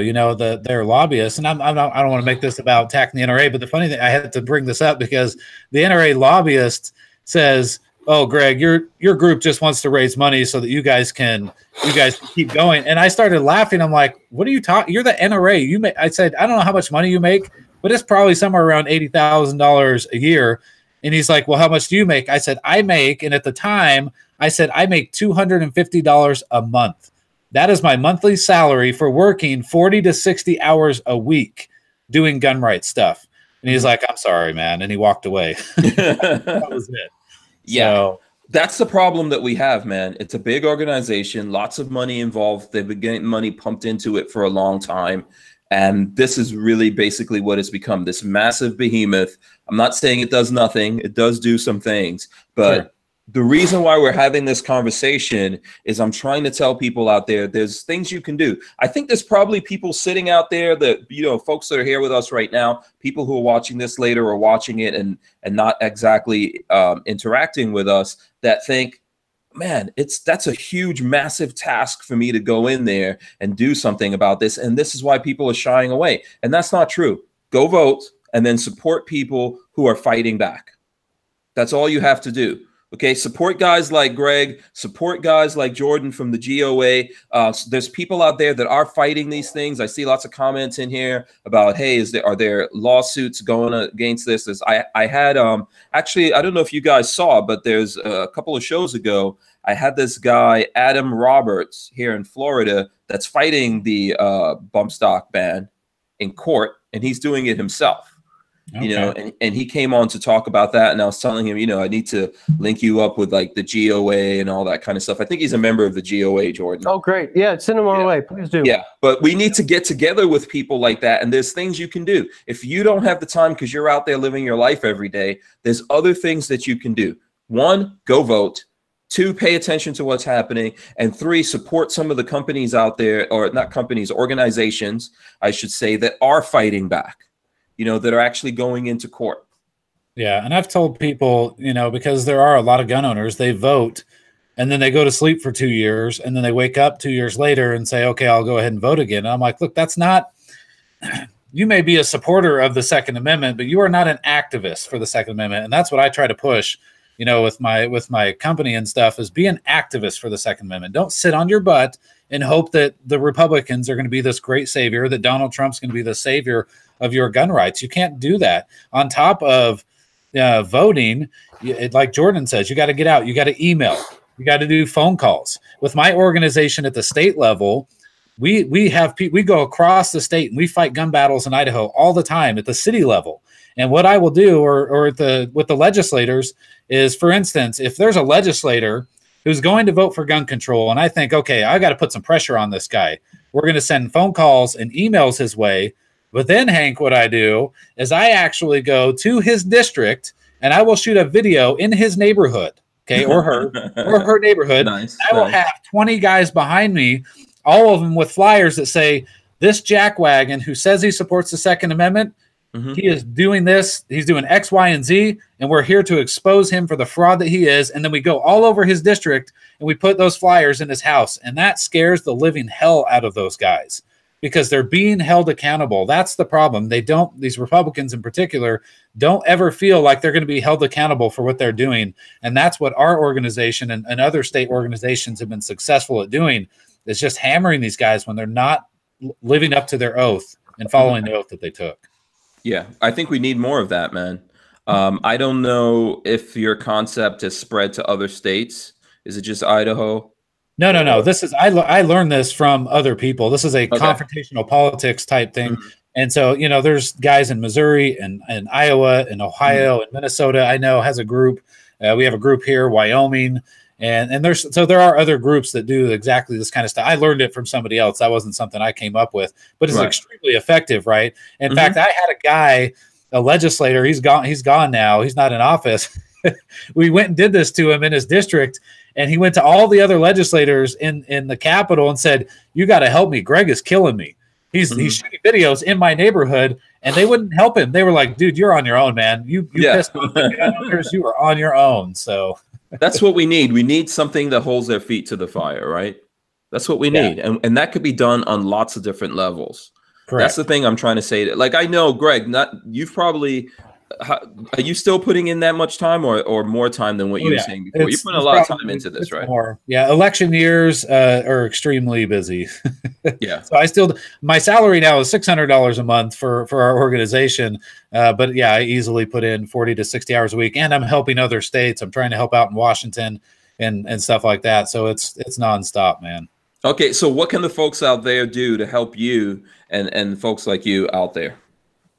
Well, for one, if you have a group in your state, you got to help your group. Okay. So, and you have to be very careful though. This is what I'm going to warn you about. There are a lot of state groups that are essentially NRA affiliates and will kiss the NRA's rear end. You've got to see if there's a group in your state that is hated by the NRA. That's probably the group you want to go join. Makes sense. And give them $5 a month. Honestly, I can't tell you how much $5 a month. If I had 2,000 gun owners in Idaho donating $5 a month to our group, oh my gosh, dude, we would ravage this place of all anti-gunners completely. So support your state groups. I try to teach this stuff nationwide. I run the Second Amendment Activist channel, and that's what I've been trying to do, is tell people how to do this kind of stuff to make it more effective in your state. So if you guys want to go sub the channel, that's fine. If not, no big deal. But I'm just trying to help spread the word, man, about confrontational politics. Are you in the chat? I've commented. A few people I know were in the chat, so I was talking to them. So people can go there. If you in the private chat here, if you give me a link, I'll put it into the description and I'll share it in the whole chat as well. Oh, okay. Because listen, you know what I think's going on here, Jordan, and Jordan and I have had these conversations. I know that GOA right now is mostly just fighting everything in court, right, Jordan? Yeah, court. Well, especially with the bump stocks, we're fighting the court. But our bread and butter is the legislature, Congress. Yeah. That's where we raise a lot of our ruckus. Okay, so let me see. I'm gonna call. What is this? Let me put this in here. So I'm just gonna put Greg on this one, so that everyone knows what I'm posting. All right. So the thing that I was going to say that I think is happening is that we're not organized, because I think if we were more organized, we could help each other more. And not to like bring it back to the NRA, but the NRA is the big, massive elephant in the room. And you would think that we would easily be able to just go to the NRA, all get organized, and we'd be working together. I go to the NRA annual meeting every year. I go there because I get to meet the folks out there, but there's no organization there at the NRA. For folks like myself, they just want to control what I say. That's it. We're not working together. So outside of that, the rest of us, obviously we're working together. We're here on this show. I think there needs to be something more organized, a more organized way to go about this to make it easier. So when you guys have stuff to say, or wherever there's things going on, it's easier for you to disseminate that to folks like myself, and we could throw that up on social media, have you guys on the show. We can get people activated if we need money to do something, if we need to pay lawyers over here or do this thing over there. We need something like that. What do you guys think about that? Yeah, you know, at GOA, one of the things I really like about working here is everyone hates asking for money, but we only ask for money on things that are legitimate issues that are actual threats to your gun rights, right? You know, if there's an assault weapons bill introduced into Congress and it has no chance of going anywhere, we're not going to say give us money to stop this bill that's not going anywhere. That we fundraise off of issues that are real issues, that are real threats. You know, so from a moral standpoint, at least for me personally, I'm very proud of that fact with GOA. And kind of going to something you said off earlier, Hank. At GOA, we are very grassroots funded, right? Our money comes from our members. So if our members get mad at us and they don't like us anymore, they can just not give us money and we'll cease to exist and they can fire us, you know? So that's how we have accountability and we stay firm because, you know, our members can fire us by just not giving us money anymore. Not supporting, right. Exactly. So we're purely grassroots. Yeah, I like that. I agree with that. I just think that we need, if we don't organize, people are organizing against us, you know, and they're crushing us out there. We don't have the money, right? I mean, yeah, we have Moms Demand Action in our state. They probably have more money than we do, and we're one of the most pro-gun states in the country. The problem is, and here's where I think we have a problem in our community. On top of needing to have better ways to disseminate this type of information, is that gun owners conservatives in general, do not like to donate money to their causes, right? The leftists will give up their firstborn in order to support abortion or something else, right? Conservatives are like, literally, why should I give $5? The Second Amendment is there. Why should I give $5 to protect it? I don't need your help. And it's just like, what do you? Okay, yeah, you can say that until all of the gun laws in your state are gone and you're in prison for following and trying to use the Second Amendment should be my defense. The reality that we live in now is that it's not. If I go to court and because I went and violated some stupid law that shouldn't be there, and I say, well, the Second Amendment shall not be infringed, which I firmly believe in. Sorry, the courts are all corrupt. They are not going to buy my defense. And so we need groups to fight back. And that's why I say, if you're not giving $5 a month to the group that, you know, whether it's GOA at the national level or one of your local state groups, you're not doing enough. I'm gonna tell you right now, you're not doing enough. $5, that's it. If that's all you can do. Yeah, I think one of the things that's happening as well, and you see it in the media reports, right? They make it look like the firearms industry, it's multi-billion-dollar industry. I don't know the numbers. It's got to be, right? Big money out there, and everyone's assuming that big money is doing something, like they're somehow supporting us. Now, on a small level, like doing this show, there's companies out there, like right now, you can see it right there in the banner, ATI Outdoors. They're supporting what I'm doing. They know what I'm talking about. Or even earlier this week, Sportsman's Guide actually went on my Patreon and started donating $50 a month to myself and about, I think, 8 or 9 other Second Amendment guys that are on Patreon. Nice. But people out there assume that there's got to be like hundreds of millions of dollars going into this, like, you know, similar to how Bloomberg is putting all this money and busing people, organizing stuff. Like they said here in Florida, they got all these kids up to the state house, you know, to put pressure on these guys when they're voting. We don't have that. In the state houses here, when we had the Second Amendment things, we had a couple of hundred people showing up. Yeah. Yeah, it's tough, man. It's tough to get gun owners. In fact, we in Idaho, I don't know if you guys saw this, we did a march. So if you remember, the Parkland kids all did their marches back in March and April on state capitals.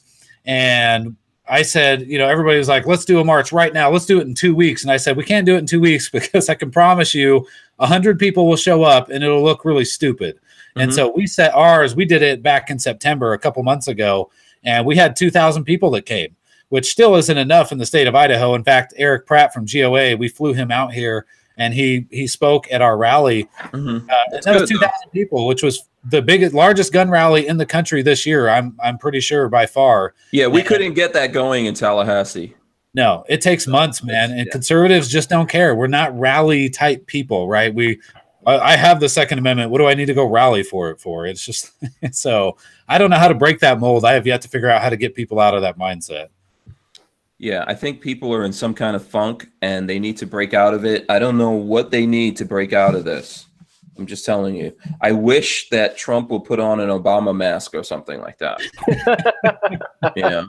And that will break people out of it. Maybe if Hillary would have won and she was in the White House, you guys will wake the hell up. Yeah. Well, hey, Greg, I know you mentioned the rally. I know Eric had a great time there. Can I show y'all something? Yes. That came in, and I think everyone's going to like it because it is beautiful. Okay, cool. Hopefully I can Let me lock it on you. Hold on here. Let me lock it on you. And Greg will recognize this. Uh-oh. So, this is a Henry. If y'all can see it, I don't know how the frame is, but beautiful Henry. It's a 22.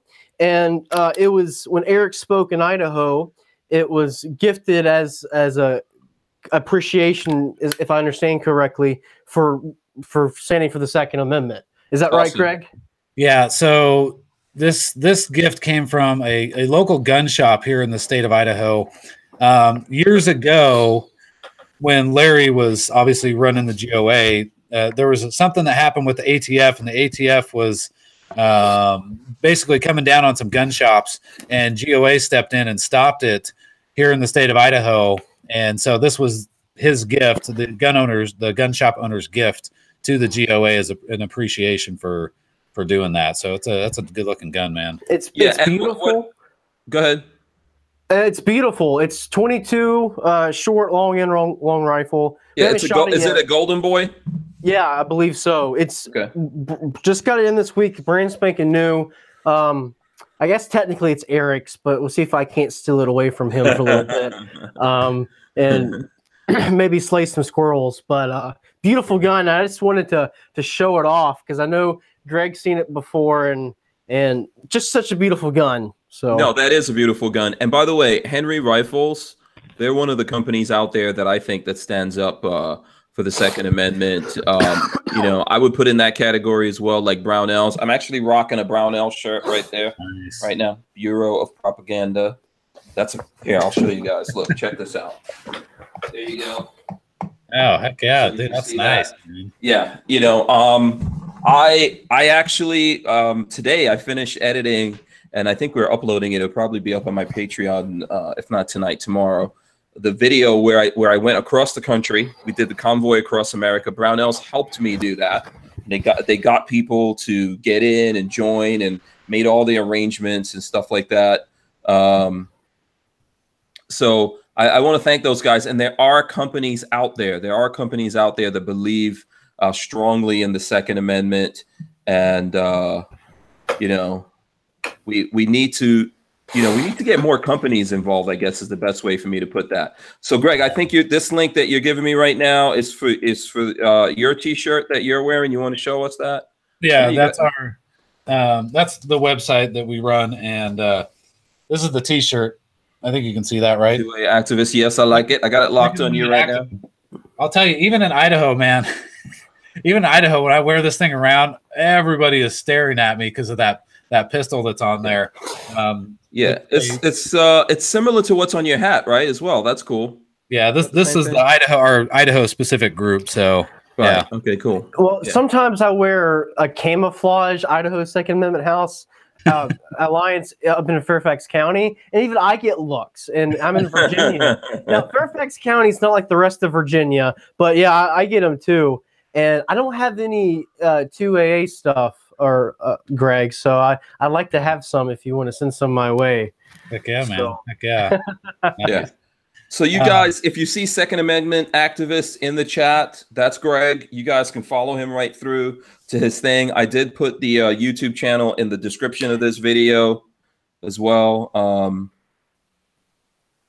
Yeah. So there you go. Okay. Well, go sub to him because do you have 1,000 subs yet? Because you need to have 1,000 subs. Like you should have had, you know, like yeah. Let's go see how many subs he has right now. As a matter of fact.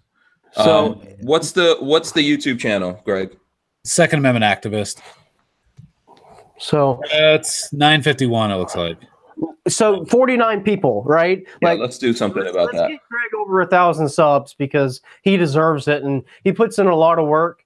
And with video production, editing, it's a big time commitment, and I really appreciate the work and videos he does. So he deserves it. Yeah. Well, we were talking about making change and what can we do more as gun owners. So, and on top of financially and giving your time to your local groups. One of the things we have to do as gun owners, and this is very hard for a lot of gun owners to do, is we have to change the conversation. We have to change the way that we talk to people who are opposed to gun rights. And I'll tell you right now, the last video I did from Wisconsin, I went to the University of Madison, University of Wisconsin in Madison, one of the most liberal colleges in the country. And this is when I was still living in Wisconsin, helping out there. And I talked to a handful of people, students and citizens. And this was right after, I believe, the Santa Fe shooting. And I went down and I said, how do we stop this? How do we stop it? And of course, the very first reactions are, well, we need gun control. We need to ban AR-15s. We need to ban this. We need to ban that. We need more gun control. All the typical Bloomberg moms demand action talking points, right? Now, as a gun owner, usually what happens, and you know this, Hank, is it's, you freaking idiot. You know that's not going to do anything. You get into this heated argument and nothing ever happens, right? Yeah. That's what happens. And so what I did was, and I show the progression in my video of how this works. I let them go. I say, okay, I let all those talking points go right over my head because I know that that's what's coming. And then what I say is, well, what about gun-free zones? Do you think those might be a problem? Oh, no, but they don't care if there's gun-free zones. Okay, so if I stick a school here that's a gun-free zone and a school here that's not, which one are they going to go after? Well, obviously the one with no guns. Okay. Yeah. Okay. Easiest target. Right. That's where they go.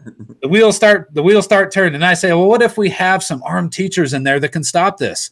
Oh, that's the stupidest idea ever. And I don't get emotional. I don't get reactive to that. I say, okay, do you have any kids? Well, yeah, I have some kids. Okay. So if your kid was in a classroom and a killer comes in and starts shooting people, and that teacher pulls out a gun and shoots them, are you going to be grateful or ungrateful that they had a gun? Well, obviously I'd be grateful that they had a gun. And I said, okay, so why would you be opposed to arming teachers? Well, I don't want every teacher to be armed. And I said, nobody's talking about that. Yeah, what we want to do is arm teachers who go through training, and maybe they go through their school background check, and the principal makes sure they're clear, and they work with law enforcement. That's what the programs were setting up. Oh, well, that's not what I heard on the news. I heard on the news they wanted to do this. So that's what you have to understand is even these far left, a lot of these far left folks are being fed all this crap from the media, okay, and from Michael Bloomberg. And if you can get around all of that and not lose your emotions, and you can articulate our position, you can start to change people's minds. I had two girls that were avid liberal leftists, and they told me if they knew who I was before I started the interviews, they would have flipped me off and told me to F off. Okay. And so afterwards, they came up to me after we were done filming and said, you completely changed our minds on this.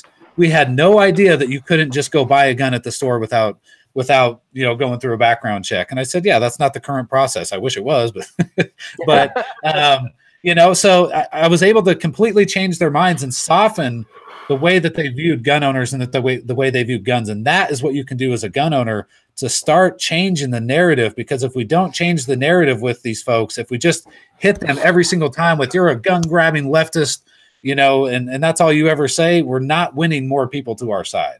Yeah, absolutely. Totally agree with that. I don't know. I'm getting some feedback from somewhere. Okay. So let's see here. I want to encourage everyone to go to Greg's YouTube channel right now and subscribe over there. Greg, tell us what the YouTube channel is. Once again, I think we can get him to 1,000 guys. And if we get him to 1,000, he can start the process of being monetized. If he's monetized, then maybe he'll get some money to help support the cause here. And, so that's why we're trying to get him to 1,000. I think we're like 40 something away from that. Greg, what is the channel? It's the Second Amendment Activist. Great. Second Amendment. Yes. Yeah. And, let's see. Psycho 316 says, if Greg says, hello, my name is Indigo Motoya. You killed my father. Prepare to die. I don't know if you know where that comes from. That's a great movie. Yeah. Such a great movie. Absolutely it is. He says, I'll sub his channel on my second account as well. You know, and then I can see a bunch of people saying that they subbed, Flopping Garbage, John Gilliam, Pixamite, WNC Tar Heel says he just subbed. Let's see, Clint Sanders, Kiaski, lots of people in there I think are going through and subbing. So thanks to all those people. Lola just said she subbed. WB said that they subbed.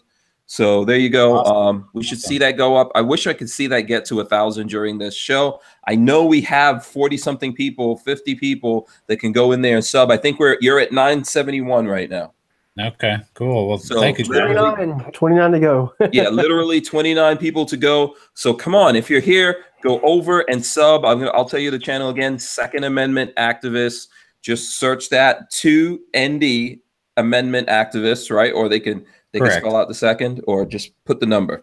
I guess it's the number. I don't know if you spell it out if it'll show up any different, but yeah. So go in there and don't just sub, by the way. Like, go in, look at the videos, thumbs up the videos, comment on it, and all that kind of good stuff. That's important. There's one video in there that I kind of like the best because it's Greg and I, and so he interviewed me on his. Okay. So I'm biased towards that one, and I show another gun off in that video too. Which video is that? What is it? Interview with Jordan Stein on the channel. I think trying to find that. I think you're on the thumbnail on that one. I don't know. My favorite video that I did, and that this took forever. These videos, when you go shoot them, they take forever to put together. It's the very first video I did. It's called Anti-Gun Protesters Want to Ban What. So, you know, right now, lately, I've been trying to win people to our side, but there were some people at the University of Wisconsin. This was a couple of years ago, or a year ago, and they were protesting campus carry, and they all had sex toys. Okay, I don't know if I'm allowed to say that, but yes, they had sex toys in their hands. And so I went and I'm like, look, if you're going to make a mockery of the Second Amendment, I'm going to make a mockery of you. And so I was asking them if they wanted to ban fully semi-automatic weapons, and if they wanted to ban a special device that you could reload your black powder rifle 10 times in 1 minute. And I was making stuff up left and right, and they were, oh yeah, we got to ban that, man. Nobody should have that. And so it's pretty entertaining. So yes, please go there and sub, guys. I can see your subs going up right now, Greg. Let's see where you're at. I'm checking right now. You're at 987. 13. If we get 13 more people, come on. Come on down. We'll do jazz hands. We'll do jazz hands for the rest of the show. Magic right here. That'd be inconceivable. No, please. I think this is a good cause. You guys should go in there, help these guys out. They've got videos. The magic thing to do, don't just subscribe. Go look at the videos, support the cause, comment on the videos, share them, and all that kind of stuff. This is a good cause here. We need more of this. We need more people out there fighting. So I'm happy, by the way. Thanks to everyone. If you're looking at the chat, Greg, there's tons of people in here that are going in and subscribing right now. I see Ron, and this is not everyone. Like I'm missing some of the people that are doing it. Charles Holshuth just did it. Let's see. Pug Mama just did it as well. Atomic Bull, Sataket, Fang Tactical, DC2 Mega Boost, XXFB, what is this? A Legend XXX just subbed that. I've never, and some of these are people who don't even usually copy, but they're watching or comment, but they're watching the show. Yeah. So thanks for that. And to everyone who's going out there. RTS guy says I'm promising stuff. That is Lola's department. So don't get me in trouble. But, Lola said she was going to give away a prize, I think, if they. Oh, she did? Yeah. Okay, cool. All right. So if Lola said that, then good. And we will do that. Lola's the boss of that. And maybe she'll let you pick. She'll let you pick someone. If we can hit 1,000, it's like 843 right now.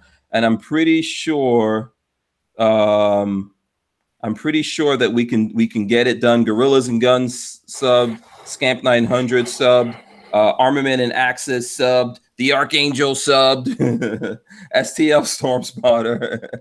Everyone subbing out there. Thank you so much. John O'Neill subbing. Let's see. Where are we at? Who knows what the number is that we're at right now? Let's see. We'll get some stuff. We'll get some stuff. We're at 992. 8 more people. 8 to go. That's it. Just 8 people, and we can help someone hit 1,000 subs on the channel right here. I think we can do that. Glock 7 Mag subbed as well. Fat Bastard subbed. There you go. Len Holt subbed. Flopping Garbage says he went and subbed on his second account. Awesome. Yes. And Lola will figure out something, Greg, and we'll let you pick someone out there to get whatever that thing is. And what did you say your favorite video was? It's the very first one. It's called Gun Control Activists Want to Ban What? That'll be the very first video in the channel. It's got like 50,000 views, right? It's did pretty well. So that's pretty good. So let's where's the video with Jordan? That's what I'm looking for. Let's get Jordan in on this.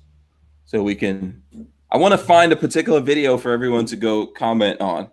So if that one did well, we want to go pick another one and help that one do well. Yeah, Jordan did well. Where's it at, Jordan? I thought I had you on the thumbnail.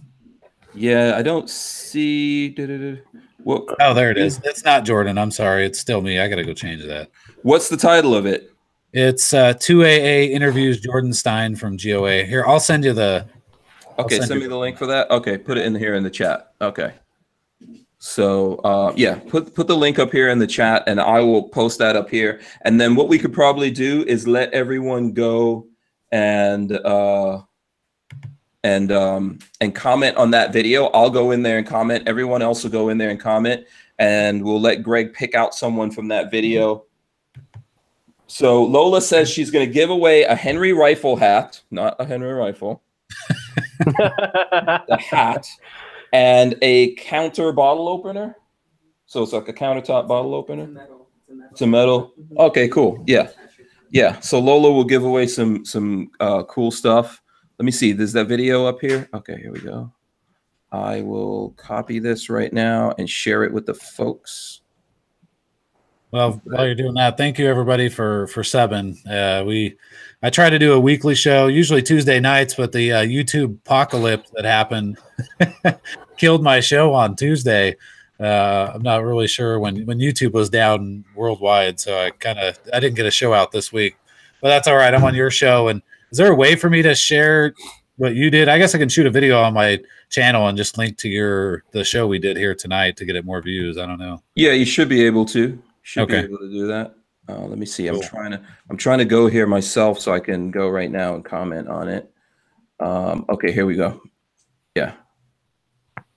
Okay, so yeah, it was a hangout video that you guys did. So correct. I'd like to see everyone go in there and comment on the video, thumbs up the video, which is what I'm going to do in here. And then I'm going to put a comment in from Lifestyles that are Locked and Loaded. We're at 995. Greg can download this video and upload it to his channel, like what Late Boy Scout did. Okay. Yeah, Lola says if you want to, you can download this episode and upload it to your channel as well. Oh, okay. Oh, yeah, that'd be awesome. Cool. So.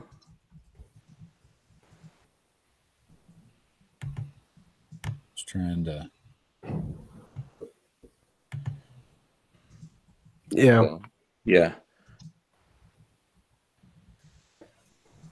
And right now I'm commenting,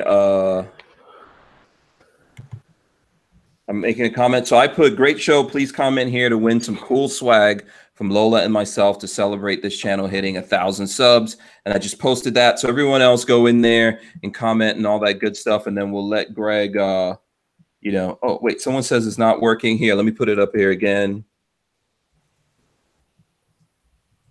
Yeah. Let me put a link up to it again. Let me know if that one is working. It should be working. And then let me go in and see, where are we? What is the count? Does anyone know? We're at 995. Okay, cool. So we are 5 away. That's awesome. I'm pretty excited. Yeah, I appreciate the help, man. Oh, you're welcome. Yeah, it's totally deserved. You know, if we want to put in a GOA Life membership in there too, I get no problems. Or a GOA normal membership with that. That's perfectly fine. Okay. So we'll give someone a membership to GOA for a year? Yep, year membership. Sweet. Yep. Okay, cool.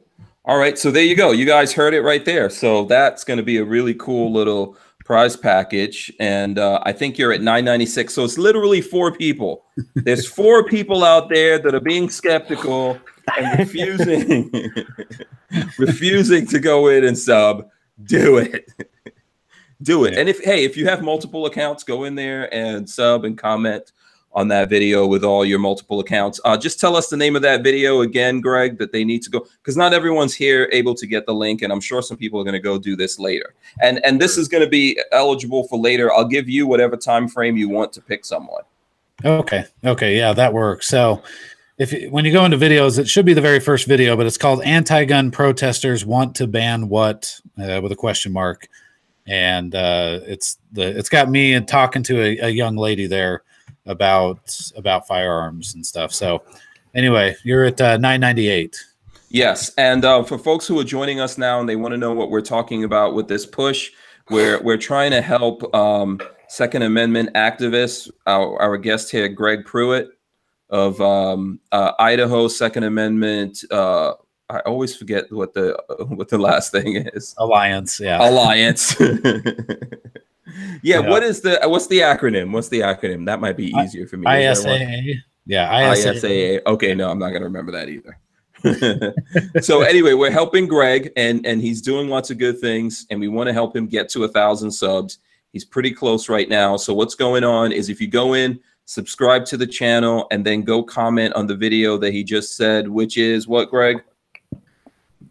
Gun control activists want to ban what? It should be the very first video on the channel, so you might have to scroll all the way to the bottom to find it, but it's in there. Yes, so go find that video. I commented on it. You'll see a bunch of other people commenting there. Yeah, somebody said I'm in here at Hanky Panky's request. Oh, nice. Yeah, that's one of my many nicknames. We are at 999 right now. 990. One more person. But listen, even when he gets to 1,000, keep subbing. How long are you going to give it, Greg, before you pick someone? Let's see. I could probably go in tomorrow afternoon sometime. Okay, cool. Yeah, we'll say 5 Eastern tomorrow, and we'll cut it off. You've got 1,000K subs, man. Awesome. You guys are official right now. You guys are the best. I appreciate it. Heck yeah. That's right. That's what people can do when they get together. I think you just went up like 50 subs or something. Yeah, it was like, I think it was almost 60 actually. So yeah, that's awesome. Amazing. Thanks to everyone out there. There are going to be some prizes. Jordan, our friend here from the GOA, he's going to give away a year membership to someone that Greg picks. Lola says that we're going to give away a Henry rifle hat, as well as a counter bottle opener thing. I believe that's probably from Henry Rifle or from some other company, but we get some cool swag from Henry Rifle that we can give away to folks. So, and they're a good company, like I said before. I'll throw in too, Hank. I'll throw in a silver membership for the Second Amendment activist that comes with a couple of these decals. Sweet. So I'll throw in a silver membership as well. So awesome. Yes. And Mercenary BDU says 1K, but now we need 2K. No, congratulations, man. That was pretty cool. You guys are the best, man. That's awesome. Yes, and thanks to everyone who jumped in there and did that, and all the people who are going to continue. I'm pretty sure that that there'll be some other people going in there, and it's a really good cause. So, Psycho 316 says it's like 1,002. So there you go. Yeah. Okay. Awesome. Cool. So let's see, Jordan, where were we before we got distracted? I don't know. At this point, it's all gone out of my brain. You have to keep us on track. I'm not sure I remember. Complacency, Republican-backed gun control bump stocks. I don't know if I remember. Yeah, Clint Sanders says he's already a GOA member. He just wants that sticker. Oh, okay. There you go. Yeah, you can split up those things however you want to. If you want to pick a couple of people, or if you want to give it to one person, whatever works for you. Okay. Yeah. So yeah. And then Greg, I see Greg commenting here. Second Amendment activist says thanks to all of you guys. You guys rock. That is really cool. Thank you to everyone. I really do appreciate that. All those guys going out there and jumping into it. I think it's a good cause, man. And I don't know where we were. We've got a couple of minutes here. I think that, it's not all doom and gloom. I really believe that we're kind of like, you're looking at the new generation here. And I'm talking about like Jordan, Greg, you're looking at the new generation, the future of this fight for the Second Amendment. We have to condition our brains to fight this in a different way. Correct. Right? Yeah, we really have to. And as activists, especially, look at Jordan. He's much younger than I am, and I'm pretty young in respect to a lot of the guys that have been doing this. I got underwear older than Jordan. Okay, and the dude is getting married on top of that, making me feel extra old. I recommend buy a pair of new underwear, Jordan. And don't do anything with it. Just frame it so you can tell dudes 20, 30 years from now, I got underwear older than you. That's the dad joke. Yeah. Yeah. All right. Yeah. So we've got to do more. You're right. It's not all doom and gloom. Honestly, at the state level, we've seen a lot of successes across the country, here in Idaho, especially working side by side with Jordan and the GOA. And other states across the country, we're seeing those successes. And like you mentioned, way back in the beginning of this podcast, the left, the gun grabbers for now, have given up the fight in Congress. They don't even care anymore. They moved it to the state level because that's where they're starting to get successes. Yeah. So we have to fight back. We have to do more. We've got to start changing people's minds and getting them on our side. The people on the fence, even some of the people on the left who just don't know any better because they've been fed lies for so long. We've got to start doing more to reach out to them, to reach out to younger folks, and not let the younger generations go away without understanding how important this fight is. Yeah, absolutely. Go ahead. I completely agree. And if there's not a no compromise state group in your state, I challenge you to start one. And if that sounds like a crazy, overwhelming task, it's really not. Greg started a group. I started a club in my college campus. And I'm nothing special. I'm just an average guy. You are something special. No, I'm not gonna let you get away with that, man. I'm sorry, Jordan. You are something special, man. Well, thank you, thank you. But I do have a passion for the Second Amendment. And I know a lot of other people do. And I started the club. Actually, next week I'm going back down to speak to the club. So it's like a complete, coming home, a homecoming for me. That's kind of special. Yeah. But one day I'm going to be saying President Stein. No. No. And I'm going to be requesting to be like in charge of Space Force. I do not want to run for office, but yes, and if it seems overwhelming or whatever, talk to me, talk to Greg. We can guide you through it. We can get something started. So absolutely. Yes, I agree. I get what Jordan's saying. I'm not anything special, and I don't have some big fancy law degree. I didn't, I'm not some former state representative. I was an angry citizen. I got mad that my government was not doing what I thought they should do, and so I started a group, and I thought it was going to be much easier. It turned out to be a lot more than I ever anticipated. But Jordan's right. You go through these ups and downs as an activist for gun rights.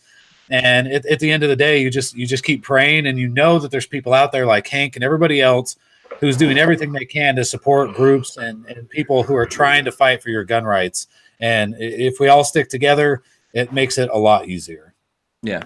I would agree with you guys. I think none of us on our own are anything really that special. We're just human beings. But together, we have the commonality that we believe in freedom. We believe in the Second Amendment. We believe in fighting for other people, not just ourselves. I think that's what makes us special here.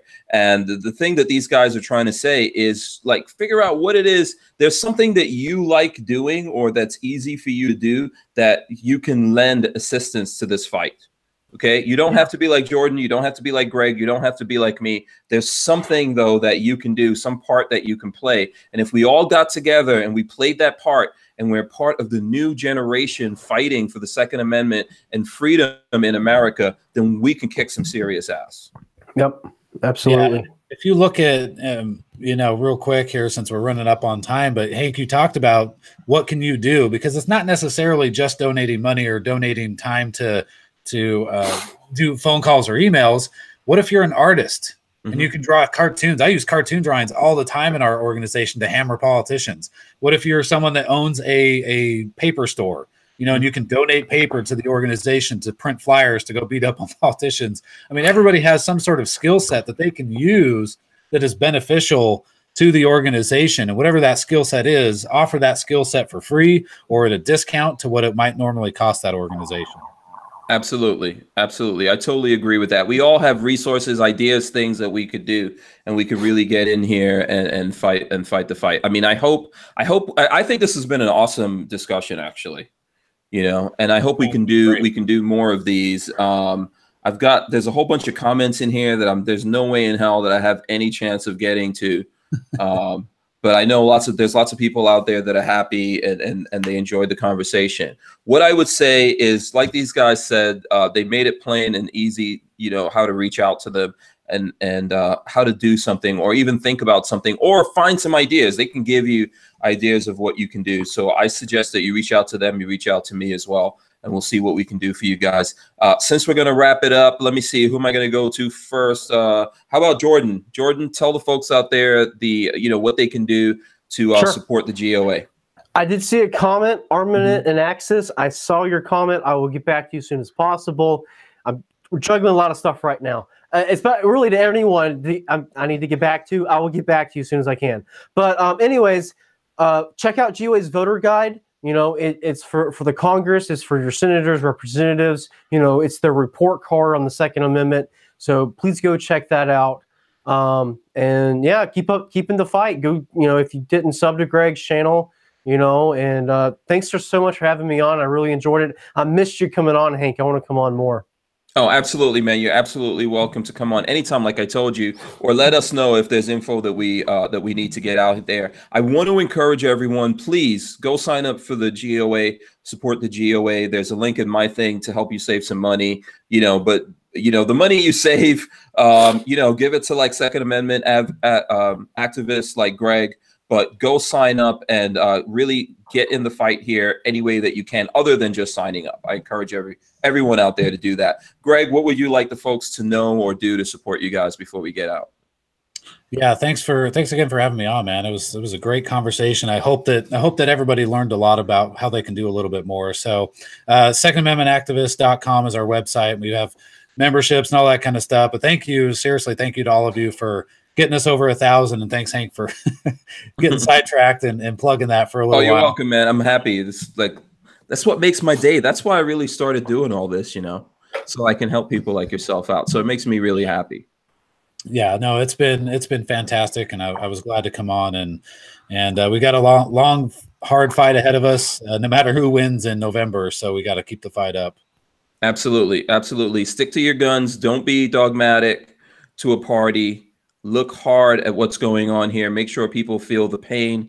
Keep fighting for the Second Amendment. I want to thank my guests for coming on tonight. It's been awesome. I want to remind you guys, tomorrow we have movie night. I don't know if you guys know about this, but we started doing movie nights.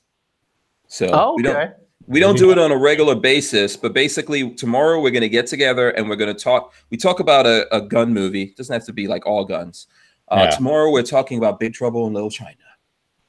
Nice. So, yeah, one of my favorite movies. So we're going to talk about that, the guns that are in there, and whether or not it was realistic guns. No, there wasn't. But we'll talk about the guns and things like that in the movie, just like a fun thing that we do every now and then.